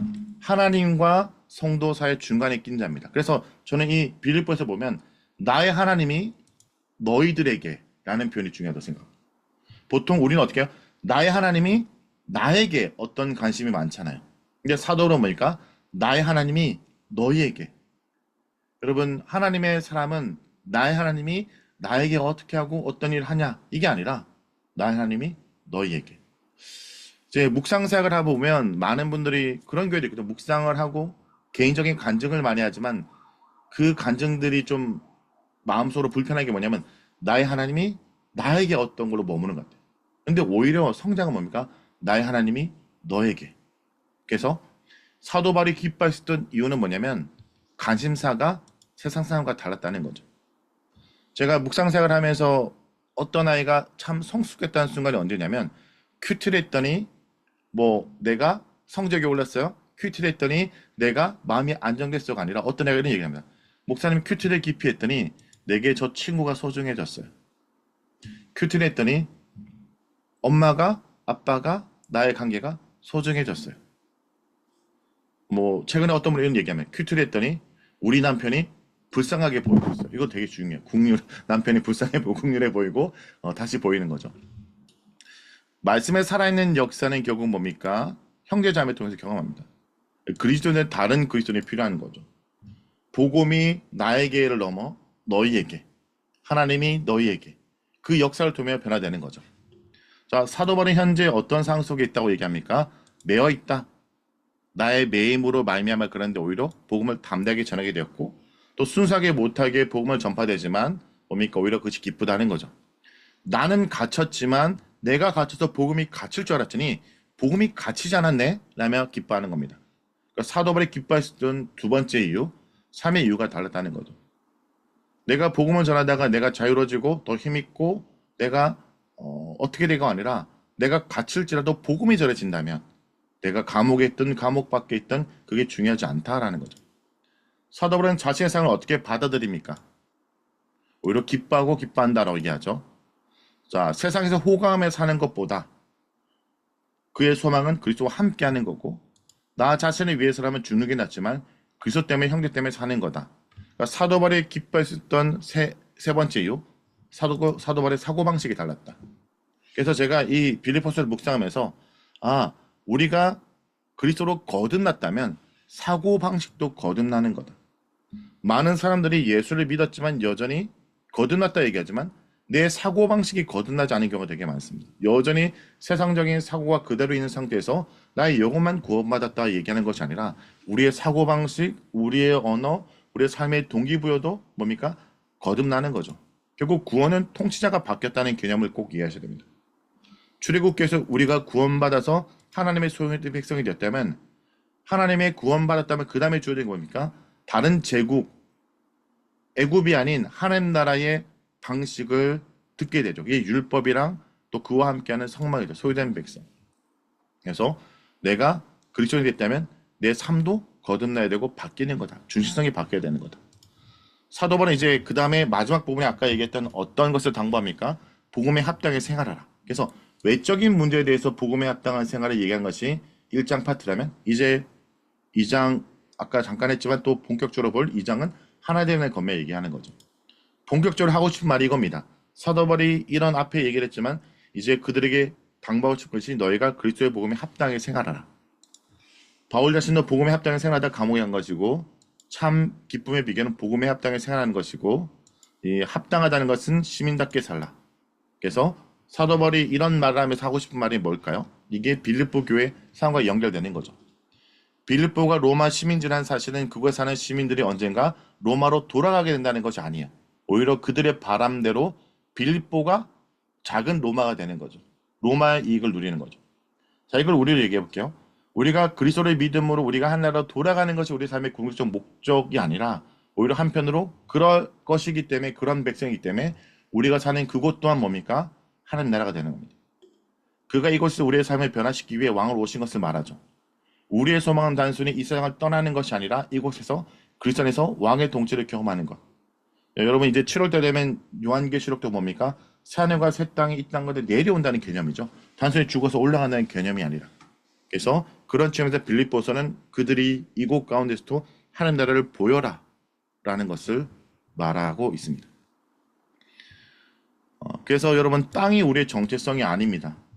레위기를 보면 얘기하는 것들 중에 중요한 이슈가 있다면 레위기에서 이런 얘기가 있거든요. 출애굽에서 이스라엘 백성이 가나안 땅 그들에게 이런 얘기를 합니다. 너희가 앞으로 가나안 땅에 살 건데 그렇다면 너가 이전 땅, 애굽의 땅 풍습 과거 그 풍습 따르면 안 돼. 근데 너희가 앞으로 가나안 땅 살 거잖아. 가나안 땅 풍습도 따르면 안 돼. 그러면 뭘 따라야 되는 겁니까? 어디든지 하나님의 법도를 따르라는 거죠. 내가 거하는 그곳이 빌립보란 지역이 작은 로마에서 로마 법을 따르는 것이 아니라 내가 한국 사람인데 미국에 살기 때문에 미국 법을 따르는 게 아니라 미국에 살지만 한국 사람이니까 한국의 법을 따르는 것이 아니라 어디든지 하나님의 법을 따라 사는 것이 하나님의 소유된 백성이다라는 거죠. 그리고 이제 복음에 합당한 삶이 무언가라고 얘기한 파트를 보면 한 마음과 한 뜻을 일치하며 복음에 힘쓰는 것. 함께 복음을 전하고 힘쓰는 것이고 대적자를 두려워하지 않는 거고 근데 이런 복음에 합당한 삶이 왜 중요할까요? 그렇게 함께 복음의 믿음에 힘쓰고 대적을 두려워하지 않고 사는 것이 뭡니까? 복음을 합당한 삶이 구원의 증거가 되기 때문에 그 이전 특권을 누린 삶은 원래 이렇게 고난을 감수하며 사는 것이기 때문에 얘기합니다. 자, 정리해 보겠습니다. 내 마음속에 깊이 자리 잡고 있는 것이 무엇일까? 중심에 자리 잡고 있는 무엇일까? 1장을 통해 우리는 생각하게 됩니다. 과연 내가 복음 중심인가? 예수 그리스도의 중심인가? 교회 중심인가? 하나님 나라 중심인가? 라는 것을 생각해 보고 우리에게 질문이 던지는 것이 이 빌립보서 1장이다 라는 거죠. 자, 2장을 좀 본격적으로 보겠습니다. 2장은 네, 정화연 전도사님 좀 읽어주실까요? 네. 너희 안에 이 마음을 품으라. 곧 그리스도 예수의 마음이니 그는 근본 하나님의 본체시나 하나님과 동등됨을 취할 것으로 여기지 아니하시고 오히려 자기를 비워 종의 형체를 가지사 사람들과 같이 되셨고 사람의 모양으로 나타나사 자기를 낮추시고 죽기까지 복종하셨으니 곧 십자가에서 죽으심이라. 이러므로 하나님이 그를 지극히 높여 모든 이름 위에 뛰어난 이름을 주사 하늘에 있는 자들과 땅에 있는 자들과 땅 아래에 있는 자들로 모든 무릎을 예수의 이름에 꿇게 하시고 모든 입으로 예수 그리스도를 주라 시인하여 하나님 아버지께 영광을 돌리게 하셨느니라. 그러므로 나의 사랑하는 자들아 너희가 나 있을 때뿐 아니라 더욱 지금 나 없을 때에도 항상 복종하여 두렵고 떨림으로 너희 구원을 이루라. 너희 안에서 행하시는 이는 하나님이시니 자기의 기쁘신 뜻을 위하여 너희에게 소원을 두고 행하게 하시나니 모든 일을 원망과 시비가 없이 하라. 이는 너희가 흠이 없고 순전하여 어그러지고 거스르는 세대 가운데서 하나님의 흠 없는 자녀로 세상에서 그들 가운데 빛들로 나타내며 생명의 말씀을 밝혀 나의 다름질이 헛되지 아니하고 수고도 헛되지 아니하므로 그리스도의 날에 내가 자랑할 것이 있게 하려 함이라. 만일 너희 믿음의 재물과 섬김 위에 내가 나를 전제로 드릴지라도 나는 기뻐하고 너희 무리와 함께 기뻐하리니 이와 같이 너희도 기뻐하고 나와 함께 기뻐하라. 아멘. 아멘. 네. 자, 이 부분에 이제 2장의 5절 부분부터 시작되는 것이 그리스도 창가입니다. 예수께서의 겸손을 본받으라라는 파트인데요. 너희 안에 이 마음 품으라. 그리스도 예수의 마음이니. 그래서 고대 그리스도 창가로 여겨지는 그리스도 입니다. 그리고 그리스도는 하나님의 본체이시나 자기를 비워 종의 형체를 입으시고 사는 모습 오셨고 죽기까지 복종하셨다. 우리가 아는 그 기독론이죠. 이 부분들이 언급되면 이걸 창가로 부르고 있습니다. 짧게 이 부분이 언급되고 있고요. 결국 뭡니까? 이 부분의 핵심 뭡니까? 그 그리스도가 높으신 분이지만 낮아지셨다, 성기셨다라는 겁니다. 그 성김을 본받아 하나 되라라는 걸 얘기를 하고 있죠. 그리고 구원을 이루라라는 말을 합니다. 이는 행위로 구원을 얻으라는 뜻이 아니라 구원받은 자로서 구원의 열매가 드러난 삶, 신중하고 진지하게 살아가라라는 거죠. 구원을 이룬다라는 것은 저는 이것은 개인적인 것이 아니라 빌립보서 보는 공동체적인 겁니다. 그러니까 우리가 구원받은 자로서 구원의 열매를 보인다는 것은 뭡니까? 우리가 하나된 공동체를 세워가며 교회를 온전히 세워가라는 것. 우리가 대부분 구원을 이룬다라거나 구원을 받았다고 할 때 공동체성을 자기 놓치는 경우가 많은 것. 근데 오히려 이 본문은 그 교회에게 설명하고 있다는 거죠. 하나님의 은혜로 구원을 받았지만 그 구원은 우리 삶 속에 실천돼야 된다. 나는 지금 하나님 앞에 진지하게 신중하게 살고 있는가? 내 안에 주신 하나님의 손을 따라 살고 있는가? 이것을 우리에게 질문하는 부분입니다. 그 다음에 이렇게 그들이 하나님 백성으로 구원받는 백성 살아간다면 그것이 세상 가운데 뭐라고 얘기합니까? 빛으로 나타내야 된다. 14절에 원망과 시비가 없이 하라 라고 말합니다. 이는 공동체 내 불평과 다툼을 멀리하라는 말로 건강한 공동체 유지하는 실질적 명령이고, 그리고 이런 삶을 살아감으로 15절에 16절에 우리가 세상 가운데 흠없이 순전한 하나님 자녀, 어려진 거슴 가운데 빛으로 나타내야 된다라는 거죠. 과연 나는 세상 속에 빛으로 살아가고 있는가? 내가 있는 삶 가운데, 내가 있는 조직 속에 뭡니까? 온전한 공동체를 이루고 사는 나의 모습을 통해 빛을 보이고 있는 것을 말하고 있습니다. 그리고 여기서 이제 그런 모델을 설명하는 파트가 등장합니다. 이렇게 빛을 드러내며 또 연합해서 함께 살아가길 힘쓰는 모델을 등장하는 것이 바로 누굴까요? 바로 디모데와 에바브리도를 언급하는 거죠. 그래서 여기 보면 그런 모델을 언급하며 그들을 얘기하는 파트입니다.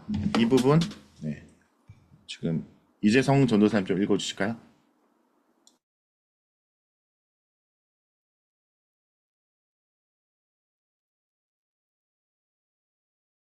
마이크는 키셨는데 소리가 안 들리는데 혹시 오디오 좀 문제가 있나요?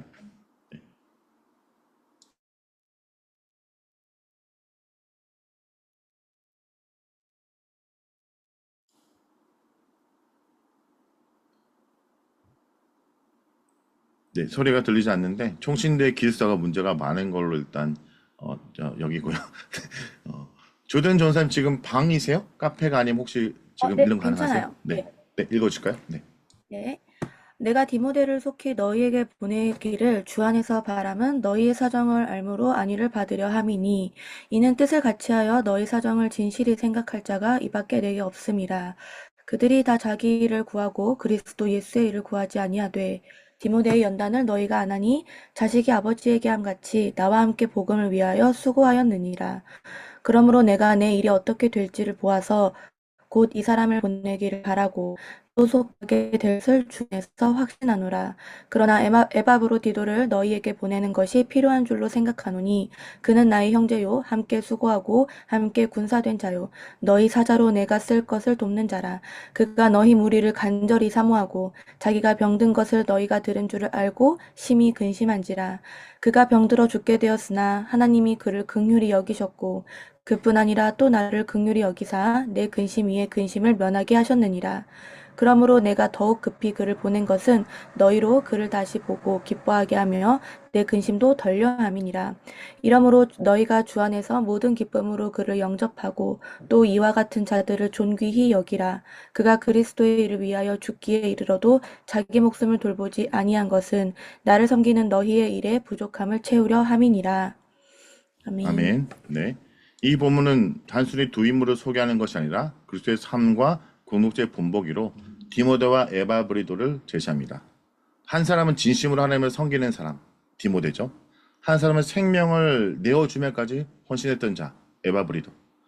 저는 이제 계속 읽으면서 에바브리도를 빌립보 교회 파견했는데 에바브리도가 힘있게 돕지 못하고 어려움을 겪은 것 같아요. 그러니까 보낸 사람도 민망하고 보냄 받은 사람도 민망한데 오히려 사도 바울은 이 에바브리도를 볼 성도들과 에바브리도에게 오히려 그가 생명까지 걸며 복음에 헌신했다라며 격려해 주는 모습이 사실 이 추천해진 모습 자체가 사도 바울의 뭡니까? 그를 인정하고 하나 되고 함께하는 모습으로 볼 수 있는 거죠. 이 글 자체가 사실 주는 메시지가 있는 겁니다. 자, 진실한 마음으로 다른 사람의 유익을 구하는 삶을 살라라는 걸 디모데를 통해 얘기합니다. 사도 바울은 디모데를 빌립보 교회에 보내기를 원합니다. 그는 디모데를 가리켜 너희 사정을 진실히 생각자라고 얘기하죠. 그러니까 내 마음을 오히려 잘 전달하고 나만큼 너에게 진실한 자라고 높이 평가하고 있는 겁니다. 당시 많은 사람들이 자신의 유익을 구하고 있지만 디모데는 그저 예수의 일을 위해 진실한 열정을 가진 사역자였고 목회자였죠. 디모데는 복음 위에 사도 바울과 함께 수고하며 신실하게 독립한 자로서 아버지 아들과 함께 일하듯 사도 바울을 도왔고 강국점은 디모데가 자기 중심적인 삶을 살자고 지금 얘기했던 그리스도 중심적인 삶의 태도로 산 자라고 추천해주고 있는 겁니다. 자, 그렇다면 우리는 이 디모데처럼 그렇게 하나님 일하면서 내 유익을 추구하지 않고 주님이 중심인 삶을 살고 있는가? 디모데 같은 자인가? 라는 것을 또 묵상해 볼 수 있겠죠. 그리고 두 번째입니다. 복음이 섬김은 때로는 생명을 거는 희생입니다. 에바브리도를 통해서 얘기를 하죠. 사도 바울은 에바브리도를 나의 형제에 함께할 수고한 자, 함께 군사된 자. 이렇게 막 미사오가 많다는 건 뭡니까? 이를 좀 더 미워하고 좋게 표현할 이유가 있는 거겠죠. 그렇죠? 매우 깊은 애정과 존경을 표현합니다. 빌립보 교회가 보내준 귀한 사역자이고 귀한 사람인데 오히려 나를 도우려 가다가 병들어 죽을 뻔했지만 하늘 굴러 살아났다. 그가 병든 이유는 단순한 사고가 아니라 복음 위에서 그러니까 여러분 그런 거 있잖아요. 어떤 사람과 같이 사역을 갔는데 막상 일도 하지 못하고 고난을 갖고 어려움을 당하는 일죠. 근데 그 사람이 우리에게 도움이 되지 않은 사람이 아니라 그 사람이 의도치 않게 막상 사역을 하지 못하고 고난당하고 힘들지만 그것조차 뭡니까? 주를 위해 헌신한 모습이라는 것을 인정해주고 오히려 그의 마음이 함께하지 못하면 얼마나 불편한가를 또 생각하는 모습들 그래서 그 중심을 보고 있는 것이죠. 그럼 나는 과연 얼마나 신앙생활에서 안전지대에 머물러 신앙생활을 하는가 아니면 헌신한다면서도 내 시간, 내 에너지, 감정 아끼지 않고 그냥 머물러 있는 것은 아닌가를 생각하시는 부분입니다. 그리고 중요한 건 이겁니다. 이런 자들, 주를 위해서 모범이 되고 헌신한 자고 목숨까지 걸며 했던 이런 자들 어떻게 하랍니까? 인정하고 격려해 주라는 거죠. 바울은 에바브리와 빌립보를 다시 보내면서 이와 같은 자를 주 안에서 기쁨으로 영접하고 존경하라. 수고했다고 격려해 주고 인정해 주라 라고 얘기를 하는 겁니다. 하나님의 시로 그들 헌신을 평가하는 거죠. 뭐 여기 사역자분들이 많으시지만 여러분 우리가 많은 사람들을 인정할 필요가 있는 것 같아요. 뭐 사역자로 하면 교사들을 인정해주고 그의 동역자들의 수고를 존중해주는 문화 그리고 또 동시에 성도들도 여러분을 좀 인정해줘야 될 것 같긴 한데 인정해주고 존중받는 서로가 헌신을 인정받고 인정하는 이런 것들 우리는 너무 누군가의 헌신을 당연하게 여기잖아요. 목회자, 선교사, 숨은 봉사자들. 근데 여러분 주변에 오늘 좀 돌아보면서 우리 공동체를 위해, 나를 위해, 또 내가 여기까지 오도록 하기 위해서 디모데와 에바브리도 같은 자가 있었다면 그 사람들에게 감사를 표현하고 또 성경을 기하기 위한 문화를 만드는 것. 여러분이 어떤 조직, 어떤 단체에 있든지 간에 그런 마음을 갖고 바라볼 수 있는 것들이 필요한 것 같습니다. 자, 이런 섬김의 모델인 거죠. 섬김 중의 기쁨. 자, 정리하겠습니다. 2장 논리구조로. 그리스도인들은 다른 사람은 어떤 태도로 돼야 되냐. 자, 여기는 내적인 문제입니다. 복음에 합당한 살라로 얘기하면서 그리스도인들이 어떤 태도로 하나됨에 대한 겉면이죠. 빌보 교회의 내부적 갈등은 교만입니다. 자기 중성. 그러니까 이게 좀 보여요. 왜냐하면 이게 배경을 보면 이 사람들 왕년에 한 자리 했던 사람들이거든요. 나름대로 남들이 인정하고 떠봤던 사람들. 그러니까 교회에서 힘있게 뭔가를 추진해도 좀 잘하고 또 성과를 드러냈겠죠. 근데 그러다 보니까 교만하고 자기 중성이 경쟁될 수 있는 부분들이 분명히 있을 겁니다. 인정받기 위해 경쟁하고 경쟁에서 이기려고 형제의 연약함을 돌보지 않을 수 있죠. 그래서 오히려 이 부분들을 강조하고 있는 것 같습니다. 형제를 죽이고 올라서는 것은 인간의 오랜 제 역사입니다. 가장 무서운 싸움은 여러분 세상 가장 무서운 싸움들이 교인들끼리 싸우는 게 가장 무서운 거 아닙니까? 십자가를 걸고 싸우면 너무 무서운 거 아니에요? 여러분 교회들이 싸우는 거 보면 정말 무서워요. 그렇죠? 근데 우리는 뭡니까? 이러한 것은 우리가 서로를 향해 싸우는 거 영적인 싸움이고 악에 대한 싸움이라겠죠. 자, 그래서 우리가 품어야 되는 마음은 뭡니까? 예수 그리스도의 마음 품어라. 예수 그리스도의 마음을 품어라. 복음에 합당한 삶을 살아 얘기하면서 너희가 어떤 마음을 품어야 되는데 그것이 예수의 마음이고 예수의 마음이 뭐냐? 비움, 낮춤, 버림 이런 겁니다. 조금이라도 우리는 비우고 있고 조금이라도 낮추고 있고 조금이라도 버리고 있는가? 세상의 기쁨을 누리는 방식은 채우고 올라서고 차지하는 거잖아요. 좀 더 채워야 되고 내가 남들보다 올라서야 되고 좀 더 차지하는 것이 기쁨이라면 사도 바울은 오히려 내가 비울 수 있는 게 낮출 수 있는 게 내가 내려놓을 수 있는 게 그러니까 열심히 사는 동기가 다른 거죠. 이것이 예수 그리스도의 마음이다. 자, 그리고 하나님의 자녀다운 무엇은 뭔가? 예수의 품은 자녀다운 무엇은 뭔가? 라고 하는데 그것은 구원을 이루어가는 것이다. 구원을 이룬다는 것은 뭡니까? 그리스도 한 개인이 도덕적 완전체가 되어가는 것이 아니라 예수께서 함께 닮아가는 신앙 공동체가 되어가는 것. 저는 이것이 저에게 큰 의미가 있습니다. 그러니까 우리가 구원받은 자라면 이 구원받은 자가 구원을 드러내며 하나님의 백성 받으면 드러내는 그 현장이 뭡니까? 신앙 공동체겠죠. 그것을 공동체적으로 우리가 적용할 수 있다라는 겁니다. 항상 복종하여 구원을 이루라. 날마다 계속해서 오늘도 순종하는 그 구원을 이루라. 살아있는 교회는 오늘도 구원이 일어나는 교회이죠. 권능의 말씀으로 성도들 죄에서 떠나고 불안이 떠나고 욕심이 떠나고 망상이 떠난 역사가 일어나는 곳. 그것이 살아있는 교회입니다. 망상이 떠나는 역사가 일어나는 곳, 미움이 떠나고 분열이 떠나고 시가 떠나는 교회가 살아있는 교회. 갈등이 치유되고 용서가 일어나는 교회가 살아야 계신 하나님을 믿는 살아있는 교회다. 이런 교회를 여러분 이뤄가는 구원을 이뤄가는 여러분 되기를 기도합니다. 자, 그리고 하나님의 자녀다운 모습일까? 생명의 말씀을 밝힌다라는 거죠. 결국 이 생명의 말씀을 밝히는 것이 자녀다움을 보이는 건데, 매일 성경 앞에 있는 구절을 보면 주의 말씀은 내 발의 등이요 내 길의 빛이다 라고 할 때 이 본문을 보면 내가 말씀을 따라 순종하며 나아갈 때 이 발의 등이 비춰지는 거죠. 그러니까 이 그냥 멀리 있는 등불이 아니라 내 발의 등이라는 것은 한 걸음 한 걸음 순종과 함께 얘기하고 있다라는 겁니다.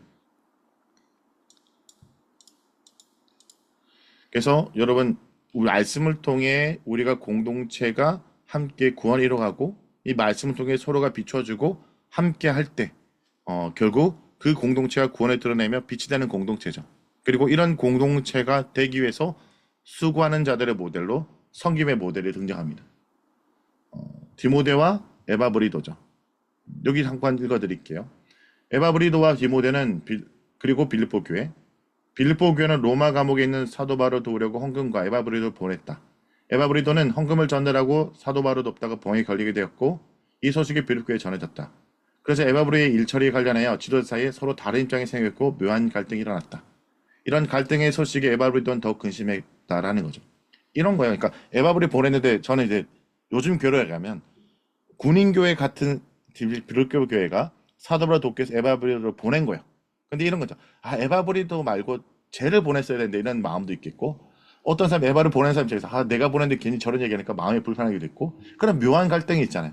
막상 돕기를 했는데 도우지 못하니까 그러길래 쟤 말고 얘를 보냈어야 된다는 생각도 들고 에바브리 입장에서 사람들이 믿고 나를 보냈는데 막상 이것을 잘하지 못하니까 마음의 불편함이 있죠. 이런 관계 속에 있기 때문에 사도 바울이 이런 디모데와 함께 에바브리도를 칭찬하는 것은 분명한 그런 이유가 있는 겁니다. 그리고 이것 자체가 겸손히 낮추고 상대가 인정하는 하나님의 모습을 보이는 살아있는 메시지인 거죠. 이 본문을 정리하면서 이렇게 생각이 듭니다. 나보다 저 형제 자매를 먼저 생각하시는가? 네, 여러분, 근데 이게 그리스도의 마음입니다. 사도 바울은 감옥에 있는데 감옥에 있는 자신이 아니라 지금 빌립보에게 편지를 갖고 가는 에바브리도에 대해서 더 걱정하고 있죠. 그리고 나를 멀리서 지켜보면서 염려하고 있는 빌립보 교회에 더 먼저 생각하는 거죠.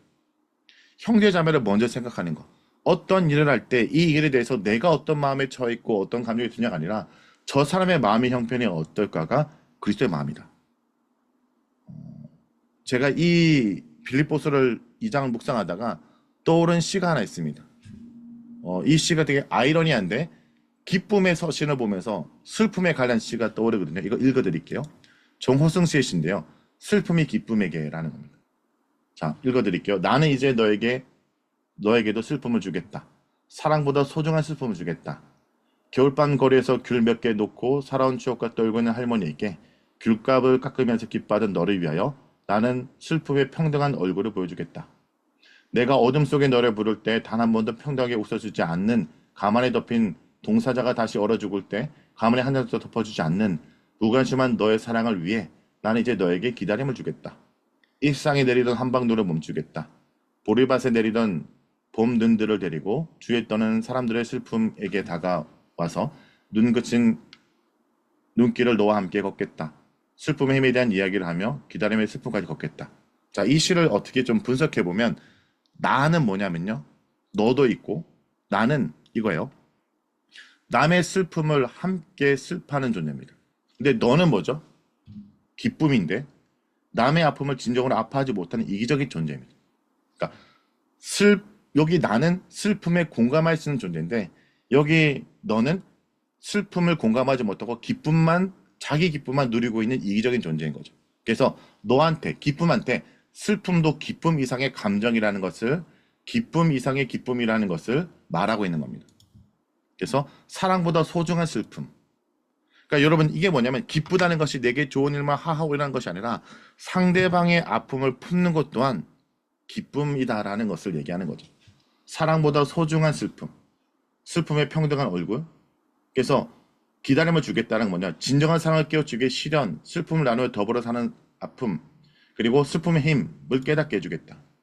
결국 뭡니까? 그리스도의 기쁨은 상대방의 슬픔과 아픔을 껴안음으로 그것이 오히려 뭡니까? 공감할 수 있고 생각할 수 있는 존재가 되었다는 것에 대한 기쁨이죠. 그리스도를 살아간다는 것은 고통스러운 일이죠. 내가 십자가를 의미를 파악하기 어려워 고통스러운 것이 아니라 내 이웃에게 십자가 참 의미가 있어야지만 내가 십자가를 져야 때문에 고통스러운 겁니다. 근데 우리는 이미 그리스도를 통해서 그 고통을 기쁨으로 누릴 수 있는 자가 됐다는 거죠. 공감과 통감. 공감은 그 사람의 아픔을 같이 공감하고 특히 통감 뭡니까? 그 사람의 고통을 같이 아파하는 것. 공감과 통감으로 참된 기쁨을 누리는 사람이 그리스도입니다. 사도 바울이 기쁘다는 건 뭡니까?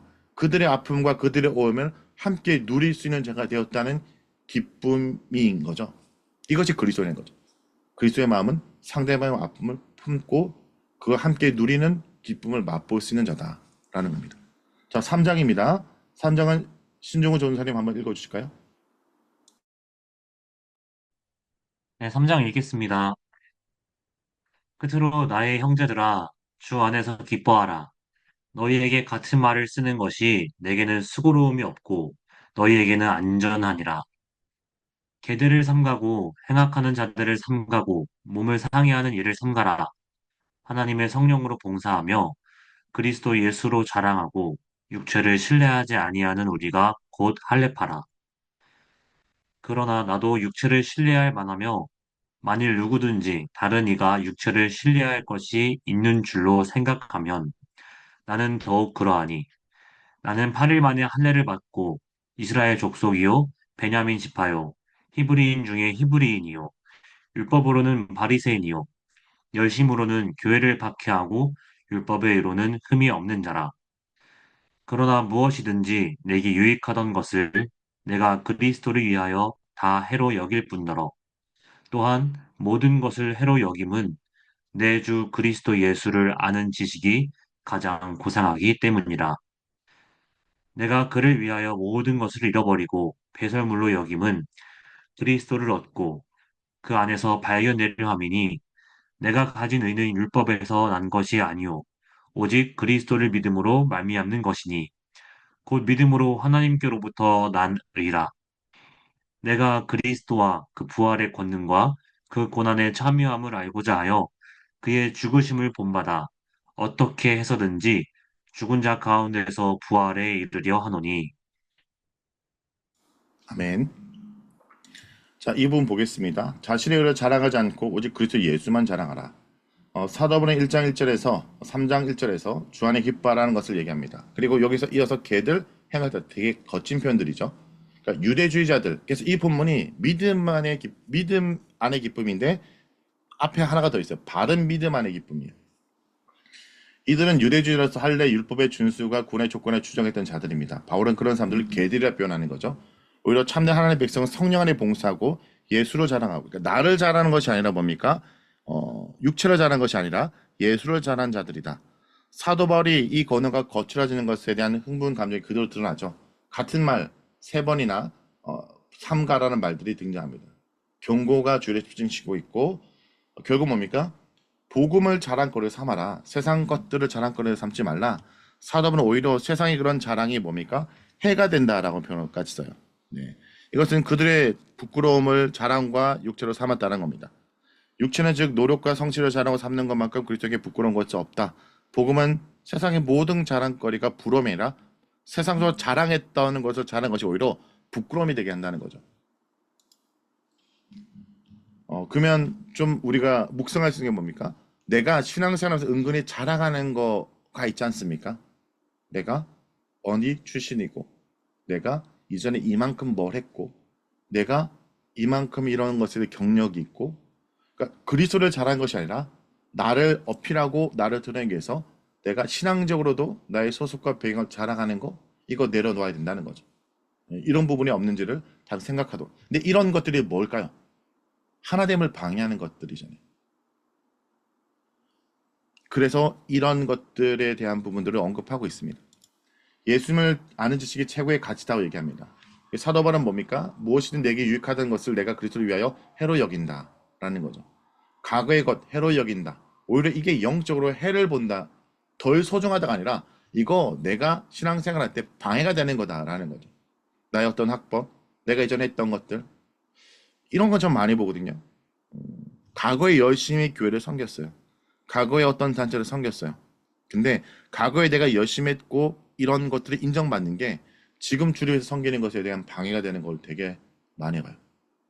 제가 이제 사역하다 보면 어떤 교회에 가면 장로님 또 권사님 보면 정말 귀하게 젊을 때 헌신하셨어요.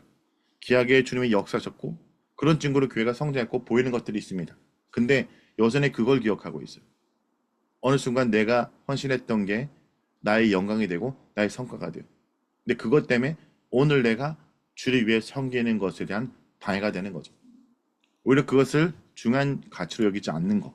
이게 쉽지 않지만 이게 우리가 오늘 주를 위해 살기 위해서 필요한 내려놓음이다 라는 겁니다. 그리고 그리스도의 고난과 부활에 동참하는 것이 참된 신앙이다. 사도 바울은 계속해서 자신이 진정으로 원하는 삶을 설명합니다. 그것은 단지 좋은 신앙을 사는 것이 아니라 그리스도 안에 발견되는 것. 그러니까 이게 좀 우리가 주목해야 되는 것인데 내가 내 안에 그리스도가 있다라는 우리 생각만 하는 것이 아니라 그리스도의 그 삶 안에 그리스도 안에 내가 발견되는 것. 그러니까 주님께 붙들려 사는 것.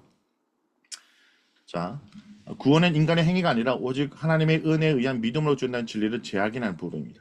그런데 사도 바울은 멈추지 않습니다. 10절에 내가 그리스도와 그의 부활과 권능과 고난에 참여해야 됨을 알고자 하여 죽으심을 본받아. 죽으심을 본받아? 그러니까 내가 그리스도와 부활한다는 이 개념은 결국 뭡니까? 내가 고난과 죽음을 거쳐내는 것. 그리스도의 부활만 생각하지만 그리스도와 함께 죽는 것. 그리스도와 나의 죽음을 인정하는 것.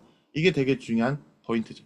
오히려 이 고난이 뭡니까? 나를 죽이고 주님의 부활을 기대하는 것으로 얘기하고 있다는 겁니다. 이것들도 정리할 때 한번 논리구조 얘기할 때 한번 더 설명하겠습니다. 자, 그 다음 정한 전사님 좀 읽어주실까요? 네. 내가 이미 얻었다 함도 아니요 온전히 이루었다 함도 아니라 오직 내가 그리스도 예수께 잡힌 바 된 그것을 잡으려고 달려가노라.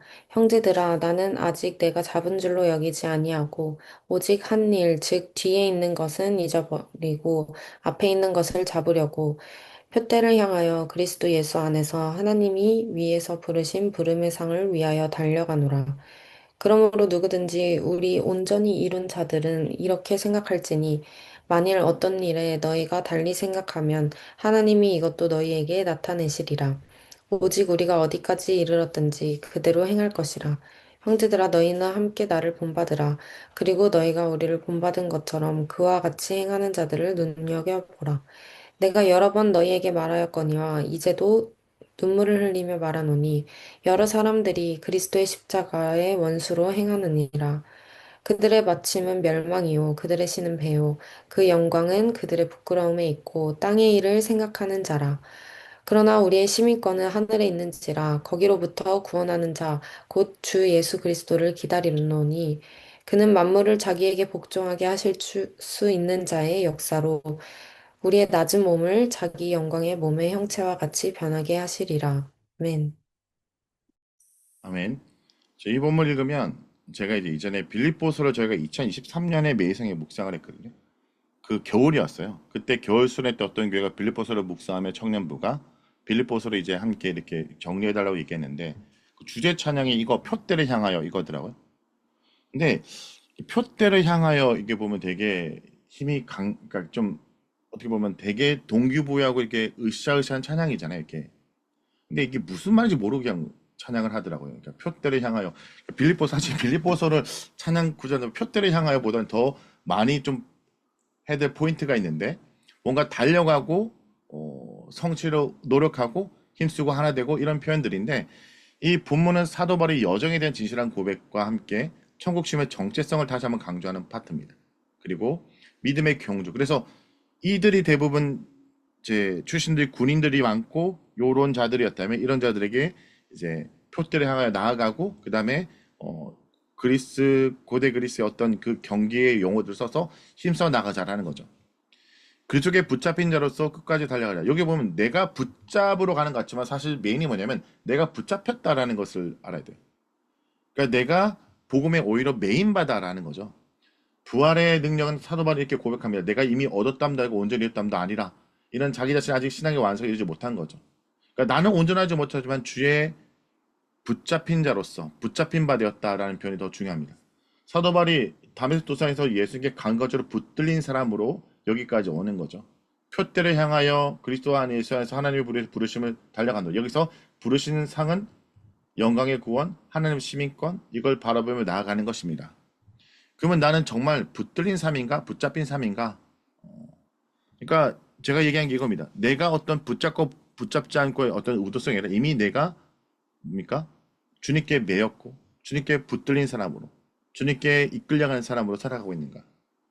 근데 우리가 그러지 못하는 것은 내가 붙들고 있는 게 있잖아요. 내 자존심, 내 영광, 내 것들 이걸 내려놓고 주님께 붙들려 나아가는 삶. 자, 그리고 성숙한 자는 늘 같은 마음으로 계속 성장하는 겁니다. 이 15절에 이런 얘기를 합니다. 바울은 말합니다. 그러므로 누구든지 우리 온전히 이룬 자 같이 이렇게 생각하니 여기서 보면 온전히 이룬 자라는 건 영적이 성숙한 자라는 거죠. 완전한 상태가 아닙니다. 성숙한 신앙의 상태를 가진 자를 얘기하고 있고 사도 바울이 이 부분에 뭐가 등장합니까? 우리를 본받으라, 나를 본받으라. 근데 이 말은 뭐냐면 이 나를 본받으라는 건 사도 바울이 자기를 나타낸 것이 아니라 오히려 앞에 있는 대적자들과 반대되는 개념. 이 대적자들은 자기를 드러내며 자기 영광을 위해 사는 자라면 사도 바울을 비롯해서 믿음의 선지자들 뭡니까? 그리스도를 나타내는 자들을 따라 살아가라 라는 걸 얘기를 합니다. 종교적 열심과 자랑으로 사는 그들을 모방하지 말고 그리스도를 모방하고 그리스도만 드러내는 사도 바울 자신처럼 나아가라 라고 얘기하는 거죠. 그리고 그들에게 하는 당부로 뭡니까? 땅의 일을 생각하지 말고 하늘 시민답게 살라. 그래서 여기 보면 아까 얘기했던 그 부분이죠. 하늘 백성, 하늘 시민권으로 살아가라. 말한 대상은 그리스도의 십자가의 원수들입니다. 내가 여러 번 너에게 말해. 이런 자들은 뭡니까? 이 땅에 오히려 영광을 두고 있는 자들과 다르게 하늘 영광을 둔 자로 살아가라 얘기하죠. 로마 시민권을 자랑했던 빌립보 교회 성도들에게 진짜 시민권은 하늘에 있다.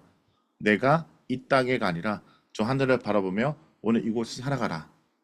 나는 그렇다면 땅의 일을 많이 생각하고 있지 않는가? 하늘 시민처럼 얼마나 의식하고 살아가고 있는가? 라는 것을 묵상할 수 있는 본문입니다. 자, 이 부분 믿음 중의 기쁨. 빌립보 교회 이제 좀 내밀한 부분들이 등장하는데 짧게 언급되지만 유대주의자들이 율법이 자신들이 참된 이스라엘로 만들어준다 믿고 율법에 이어서 지켰는데 그렇기에 그리스도로 말미암아 세세된다 했던 교회들이 가만둘 수 없었습니다. 그래서 교회가 신학적 측면에서 그리스도를 구원받으러 공격했습니다. 그들은 또 교회가 예수를 주로 고백하는 것이 로마 황제 가이사를 거부하는 것을 부추김으로 교회가 정치 어려움, 신학적 어려움과 정치 어려움을 동시에 줬죠. 그런 어려움을 극복하도록 하기 위해서 사도 바울이 변론하는 것이 믿음 중의 기쁨인데 바른 믿음 중의 기쁨을 얘기하는 거죠. 그래서 이런 교회적인 외적인 여러 어려움을 이런 신학적 메시지로 이겨나갈 수 있도록 말하는 파트입니다. 사도 바울이 반복해서 강조하는 건 뭡니까? 주 안에 기뻐하라 라는 겁니다. 로마 제국을 등을 업고 공격하는 유대주의를 염두에 두고 주 예수를 온전히 붙들라고 말하는 겁니다. 그러니까 주 안에 기뻐하라는 것이 그냥 단순히 감정적인 게 아니라 복음을 붙들고 주님의 기쁨을 바라보며 흔들리지 말라라는 거죠. 로마 제국이 주는 평안과 안정에 안주하지 말고 그리스도를 포기하지 않는 것입니다. 세상적으로 그리스도를 포기하는 것은 안전하지 않다라는 거죠. 오히려 그리스도를 붙드는 게 더 안전한 거다. 세상적인 안전은 뭡니까? 팍스 로마. 이 로마의 질서를 따르는 것이 내 평화와 안정을 누리는 걸 얘기하지만 오히려 그것은 그리스도를 포기하는 것이고 오히려 세상적으로 그리스도를 붙드는 것이 불안전해 보이지만 그것이 진정한 안정을 누리는 길이다 라고 얘기를 하는 겁니다. 사도 바울이 개들 행악자로 말한 자는 어떤 자들입니까? 아까 얘기했던 그런 율법주의자들이죠. 유대인들이 이게 재밌어요. 왜냐하면 유대인들이 이방인들을 개라고 부르는 거예요. 근데 이거 거꾸로 부르는 겁니다. 네. 그렇잖아요. 유대주의들 이방인을 개라 부르는데 이방인 중심이었던 빌립보 교회가 이 유대인들을 향해서 유대주의 개들로 부르는 것은 오히려 반대로 돌려줘서 말하는 거예요. 오히려 그들이 거꾸로 할례를 잘하는 유대인들에게 적용해서 말하는 거죠. 할례를 주장하는 유대인들 앞에서 주눅들 필요가 없는 이유는 그리스도인이 참된 할례파이기 때문에 이런 게 있을 거 하잖아요. 유대인 출신 그리스도인들이 아니라 이방인 출신 그리스도인이 많은 그들에게 나름대로 컴플렉스가 있을 수 있겠죠. 유대주의자들이 많은 주장에 흔들릴 수도 있겠죠. 근데 오히려 이걸 반대로 얘기하고 있고 오히려 그런 걸 자랑하지 말고 배설물로 여긴다. 오히려 네가 그리스도를 아니까 참된 가치가 있다. 그러면 유대주의자들이 할례를 왜 그렇게 강조했을까요? 이 갈라디아서를 보면 좀 이해가 되는데 유대주의자들이 할례를 강조했던 이유는 갈라디아서 사도 바울이 뭐라 언급하냐? 그들이 그리스도의 십자가를 지고 사는 삶을 포기하기 위해서 오히려 종교적 표식을 강조한다고 얘기합니다. 무릇 육체의 모양을 내는 자들은 억지로 너에게 할례를 받게 하면 그리스도의 십자가, 그러니까 이겁니다. 우리를 얘기할 거야. 여러분 평생 주를 위해 십자가 지고 사는 게 어려운가요? 아니면 며칠 동안 할례하고 따끔하게 아픈 게 어려운가요? 그렇죠. 며칠 동안 잠깐 아픈 게 어렵고 평생 십자가 지는 게 쉽지 않죠. 금식으로 얘기해볼까요? 40일 동안 금식하는 게 어려울까요? 평생을 금식 기도하는 마음으로 사는 게 어려울까요? 평생 금식 기도하는 마음으로 사는 게 더 어려운 거 아닙니까? 그러니까 종교적 어떤 표식과 행위로 일상 가운데 그릇다는 삶을 오히려 대체하면서 종교적 사인으로 날마다 주를 따르는 스티그마의 삶을 포기하도록 만드는 게 이들의 메시지였다는 거죠. 오히려 그리스도 안에 세상의 질서와 가치가 존복시키는 겁니다. 예수를 따르는 자들은 오히려 세상 가운데 어떤 자들입니까? 바보스러운 자들이라는 거죠. 그래서 한상 박사가 적었던 이 바보 예수를 보면 한번 책 읽어보세요. 여기 보면 예수님 그림이 있는데 그림 하나랑 글들이 좀 있는데 예수님을 따르는 이들을 세상에서 바보가 되는 이유는 분명하다. 이 땅의 질서와 가치를 거슬러 살기 때문이다. 현실의 통념과 지배 논리를 거절하고 하늘 질서와 뜻을 따르는 이들은 이 땅에서 바보로 살기를 자처한 사람들이다. 바울은 모두가 당연하게 여기는 것을 전복하고 그 바보들의 대열 앞에서 선다. 그러나 바보로 살기로 자처하는 그리스도를 통해 이 땅의 질서가 조금씩 균열을 내며 무너지는 거죠. 그러니까 그리스도인들이 로마 제국의 균열은 뭡니까? 세상적으로 바보로 사는 삶, 내가 아니라 그리스도로 사는, 내가 아닌 타인을 중에 사는 이 바보스러움이 오히려 그 제국의 질서를 균열을 내고 있다는 거죠. 결국 예수를 믿는다는 건 뭡니까? 내 인생의 결과가 뒤집어졌기 때문에 이전에 할 수 없는 반전의 선택을 하는 겁니다. 내 삶의 동력과 생각과 가치관과 언어, 행동, 선택이 반전된다라는 거죠. 자, 그래서 사도 바울은 무엇에 힘써서 얘기합니까? 행악자와 다르게 뭡니까? 고난에 오히려 참여하라 라고 얘기합니다.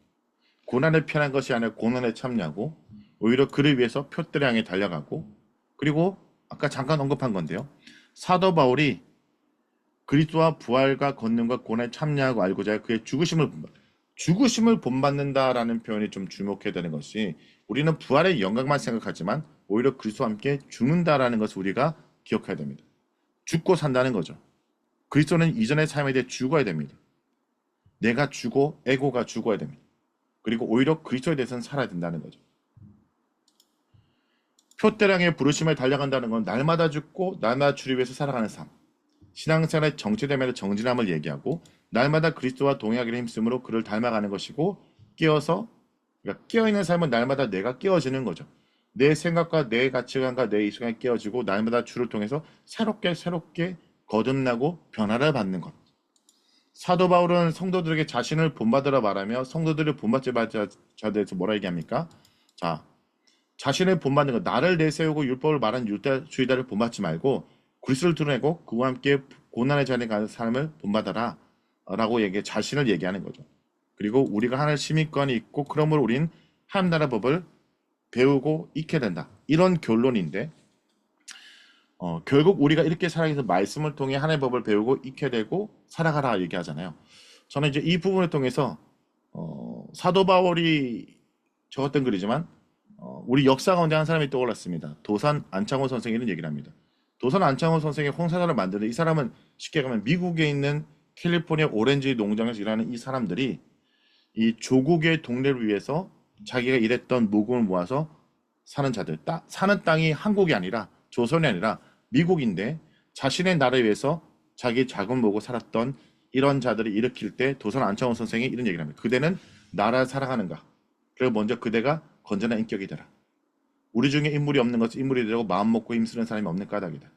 인물이 없다고 한탄하는 그 사람, 왜 자신의 인물에 공부를 하지 않는가?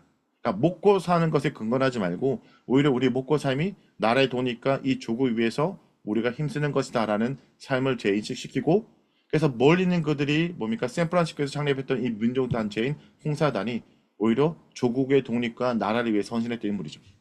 그렇다면 우리는 뭡니까? 이 땅에 살지만 단순히 먹고 사는 문제로 끝나는 것이 아니라 하늘나라 시민이기 때문에 하늘나라 시민법을 배워야 되잖아요. 하늘나라 시민법이 뭡니까? 말씀입니다. 그리고 그 말씀을 통해 이 땅을 어떻게 살아내갈지 배우고 익히는 것이 우리의 삶이다라는 것으로 이 사도 바울의 어떤 마음을 좀 도산 안창호 선생과 연결해서 한번 생각해봤습니다. 마지막 4장입니다. 네, 4장. 4장 김종민 전사님 좀 더 한 번 더 읽어주실까요?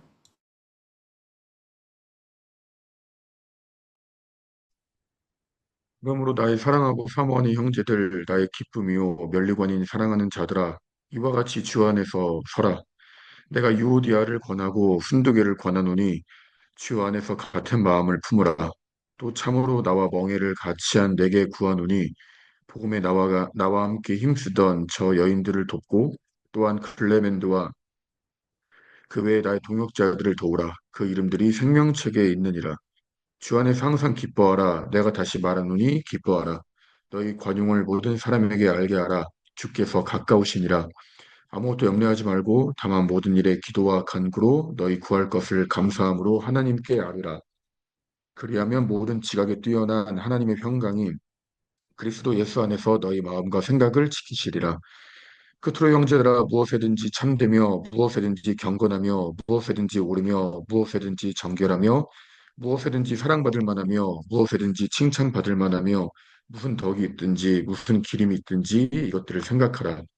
너희는 내게 배우고 받고 듣고 본 바를 행하라. 그리하면 평강의 하나님이 너희와 함께 계시리라. 아멘. 아멘. 네. 이제 4장은 복음 안에 하나 되라, 굳게 서라라고 얘기하면서 실제 이제 이슈를 좀 다루죠. 바로 유오디아를 권하고 순두개를 권하노니라는 거 표현을 통해서 교회 안에 좀 이런 다툼들이 있었겠죠. 뭐 예상된 다툼이 있겠죠. 이런 나름대로 이 여인들은 헌신한 여인이지만 나름대로 또 영향이 있는 여인이지만 의견이 다를 수 있고 다툴 수 있는 거죠.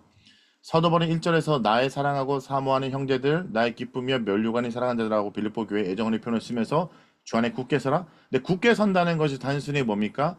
신앙을 잘 지키는 것뿐만 아니라 함께 굳게 서는 것도 중요하다고 생각합니다. 그래서 뭡니까? 하나됨을 얘기하고 있죠.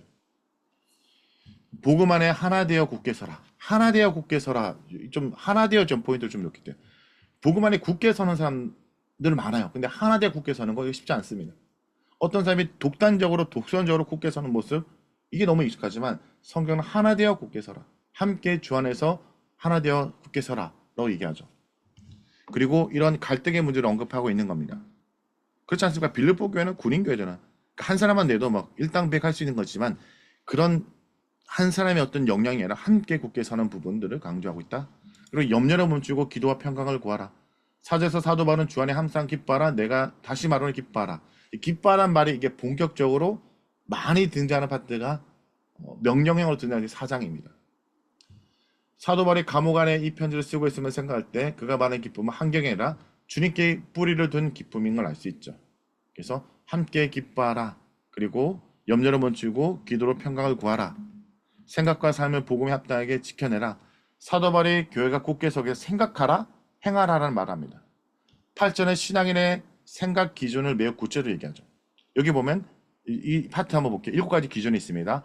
무엇에든지 참되며, 무엇에든지 경건하며, 무엇에든지 옳으며, 무엇에든지 정결하며, 무엇에든지 사랑받은 말하며, 무엇에든지 칭찬받은 말하며, 무슨 덕이든지 무슨 기름이든지 이것을 생각하라.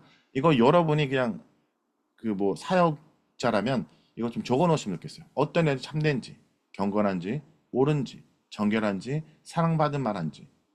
우리 마음과 생각에 정결할 때는 필터 역할이죠. 사도 바울이 제시한 이 항목은 헬라 문화에서 도덕과 선함의 미덕이었던 거죠. 이걸 이용해서 신앙적으로 얘기를 하고 있습니다.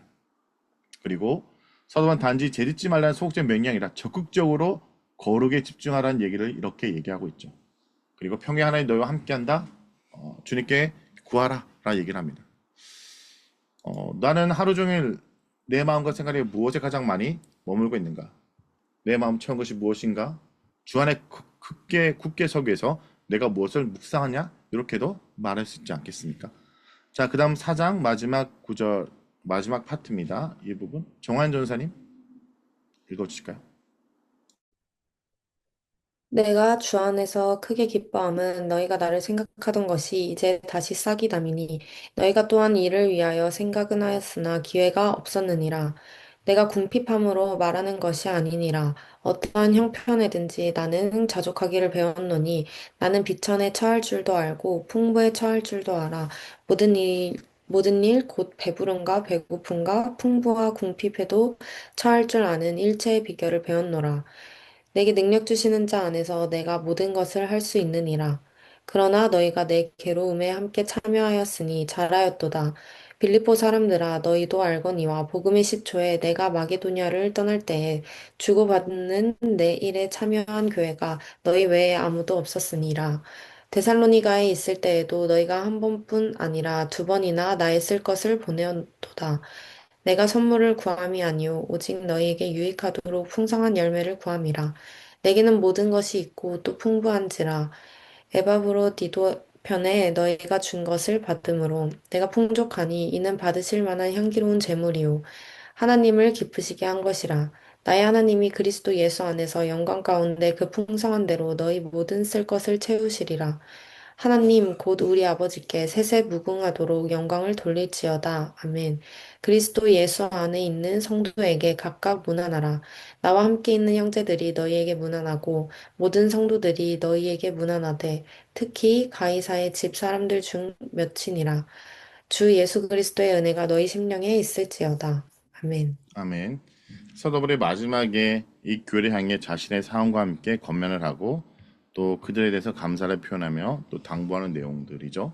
어떤 상황 속에도 그리스도 안에 자족하는 배합을 배워야 된다. 이건 자신을 향한 메시지고 또 그들을 향한 메시지인데 사도 바울은 빌립보 교회가 자신을 위해 관심과 후원을 회복한 것에 감사를 표현합니다. 단지 돈을 받아서 기쁜 것이 아니라 오히려 그 과정을 통해 그들이 신앙이 자라는 것에 기뻐하고 있고 또 우리가 너무나 잘 아는 내가 어떤 상황 속에든지 자족하길 배웠다라고 하며 능주한 자 안에서 모든 걸 할 수 있다. 감수 참는 게 아니라 주 안에 만족을 누리는 거니까 감옥 안에 있지만 예수 안에 있었기 때문에 감옥에 갇혔지만 기쁨이 넘쳤고 감옥 안에서도 이렇게 감옥 밖에 있는 사람을 위해서 기쁨의 서신을 쓰며 기쁨이 된다라는 것을 얘기하는 거죠. 그러니까 그리스도 통해서 내가 이런 것 같아요.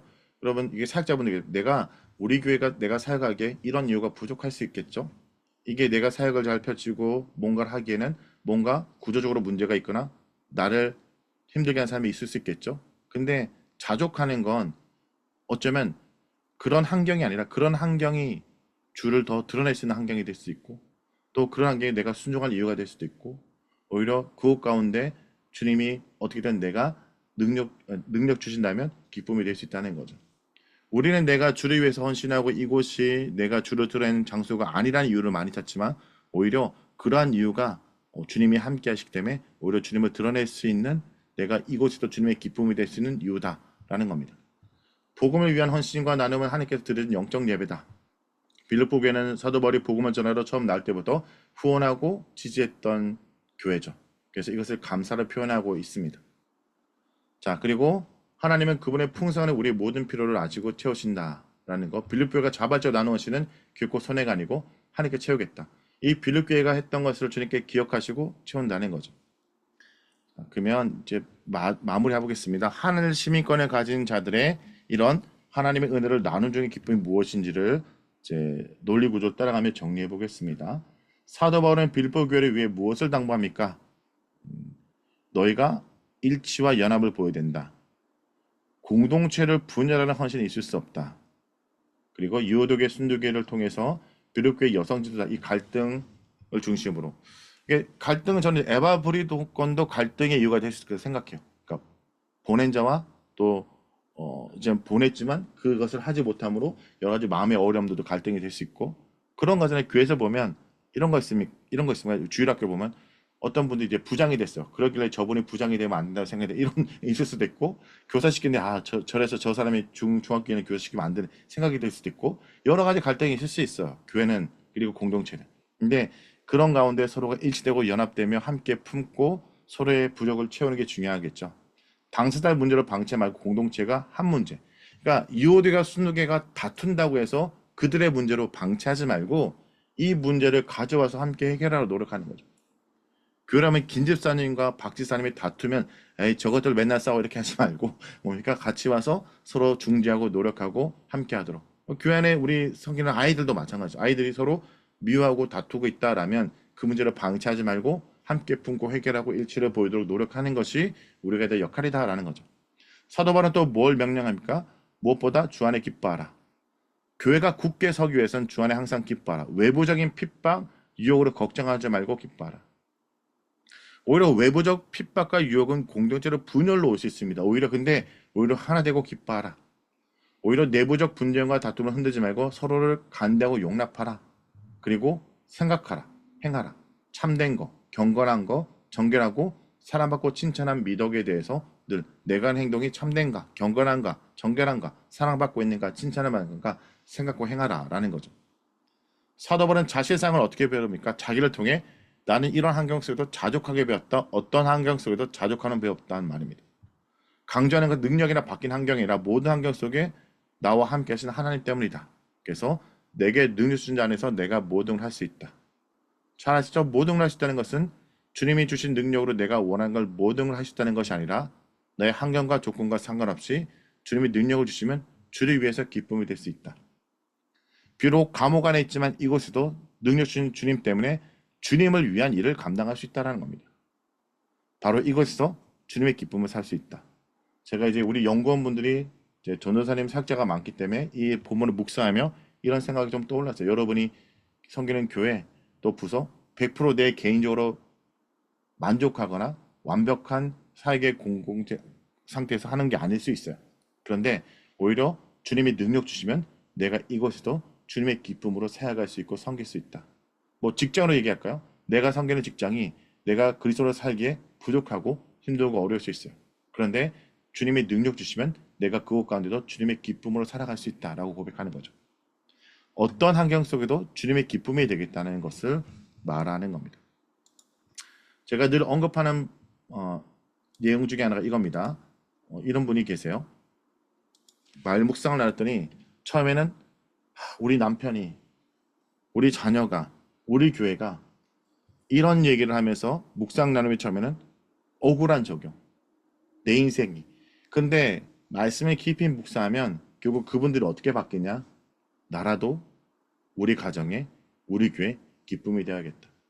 비록 내 남편이, 내 자녀가, 우리 교회가, 내 직장이, 내 공동체가, 내 지역이 이럴지라도 나라도 주님의 기쁨이 되어야겠다. 이게 그리스도에 매여서 살아간 자죠. 이 땅 가운데 하나님 나라 심으로 산다는 건 저는 이렇게 생각합니다. 우리가 말씀을 묵상해서 말씀 속에 들어가서 내가 이 땅이 아니라 저 하늘 나라 정체성, 백성을 깨닫고 내 역할과 기대를 사는 거죠. 원래 우리는 하늘 나라 백성의 이야기 속에 포함된 인물인데 우리가 죄를 짓고 나의 이야기를 펼치며 내가 높아진 에고의 삶을 살아갑니다. 에고가 커지는. 근데 예수를 믿는다는 것은 내가 아니라 주가 나의 주인이고 내가 주를 위해 산다는 개념이지 않습니까? 그러므로 예수를 믿는다는 것은 예수를 믿음으로 나의 이야기가 커지는 것이 아니라 나의 많고 적음, 나의 잘나고 못나감이 중요하지 않게 되는 거죠. 그래서 사도 바울처럼 이렇게 고백하는 거죠. 비천에서 처할 줄 알고 풍부에서 처할 줄 알고 모든 배부름, 배고픔, 풍부에도 처할 줄 아는 일체의 비결을 배웠다. 자, 사도 바울은 이제 중요합니다. 그래서 이 빌립보서를 어떻게 마무리합니까? 일단 지속적인 도움과 후원에 감사하고 마지막에 축복하죠.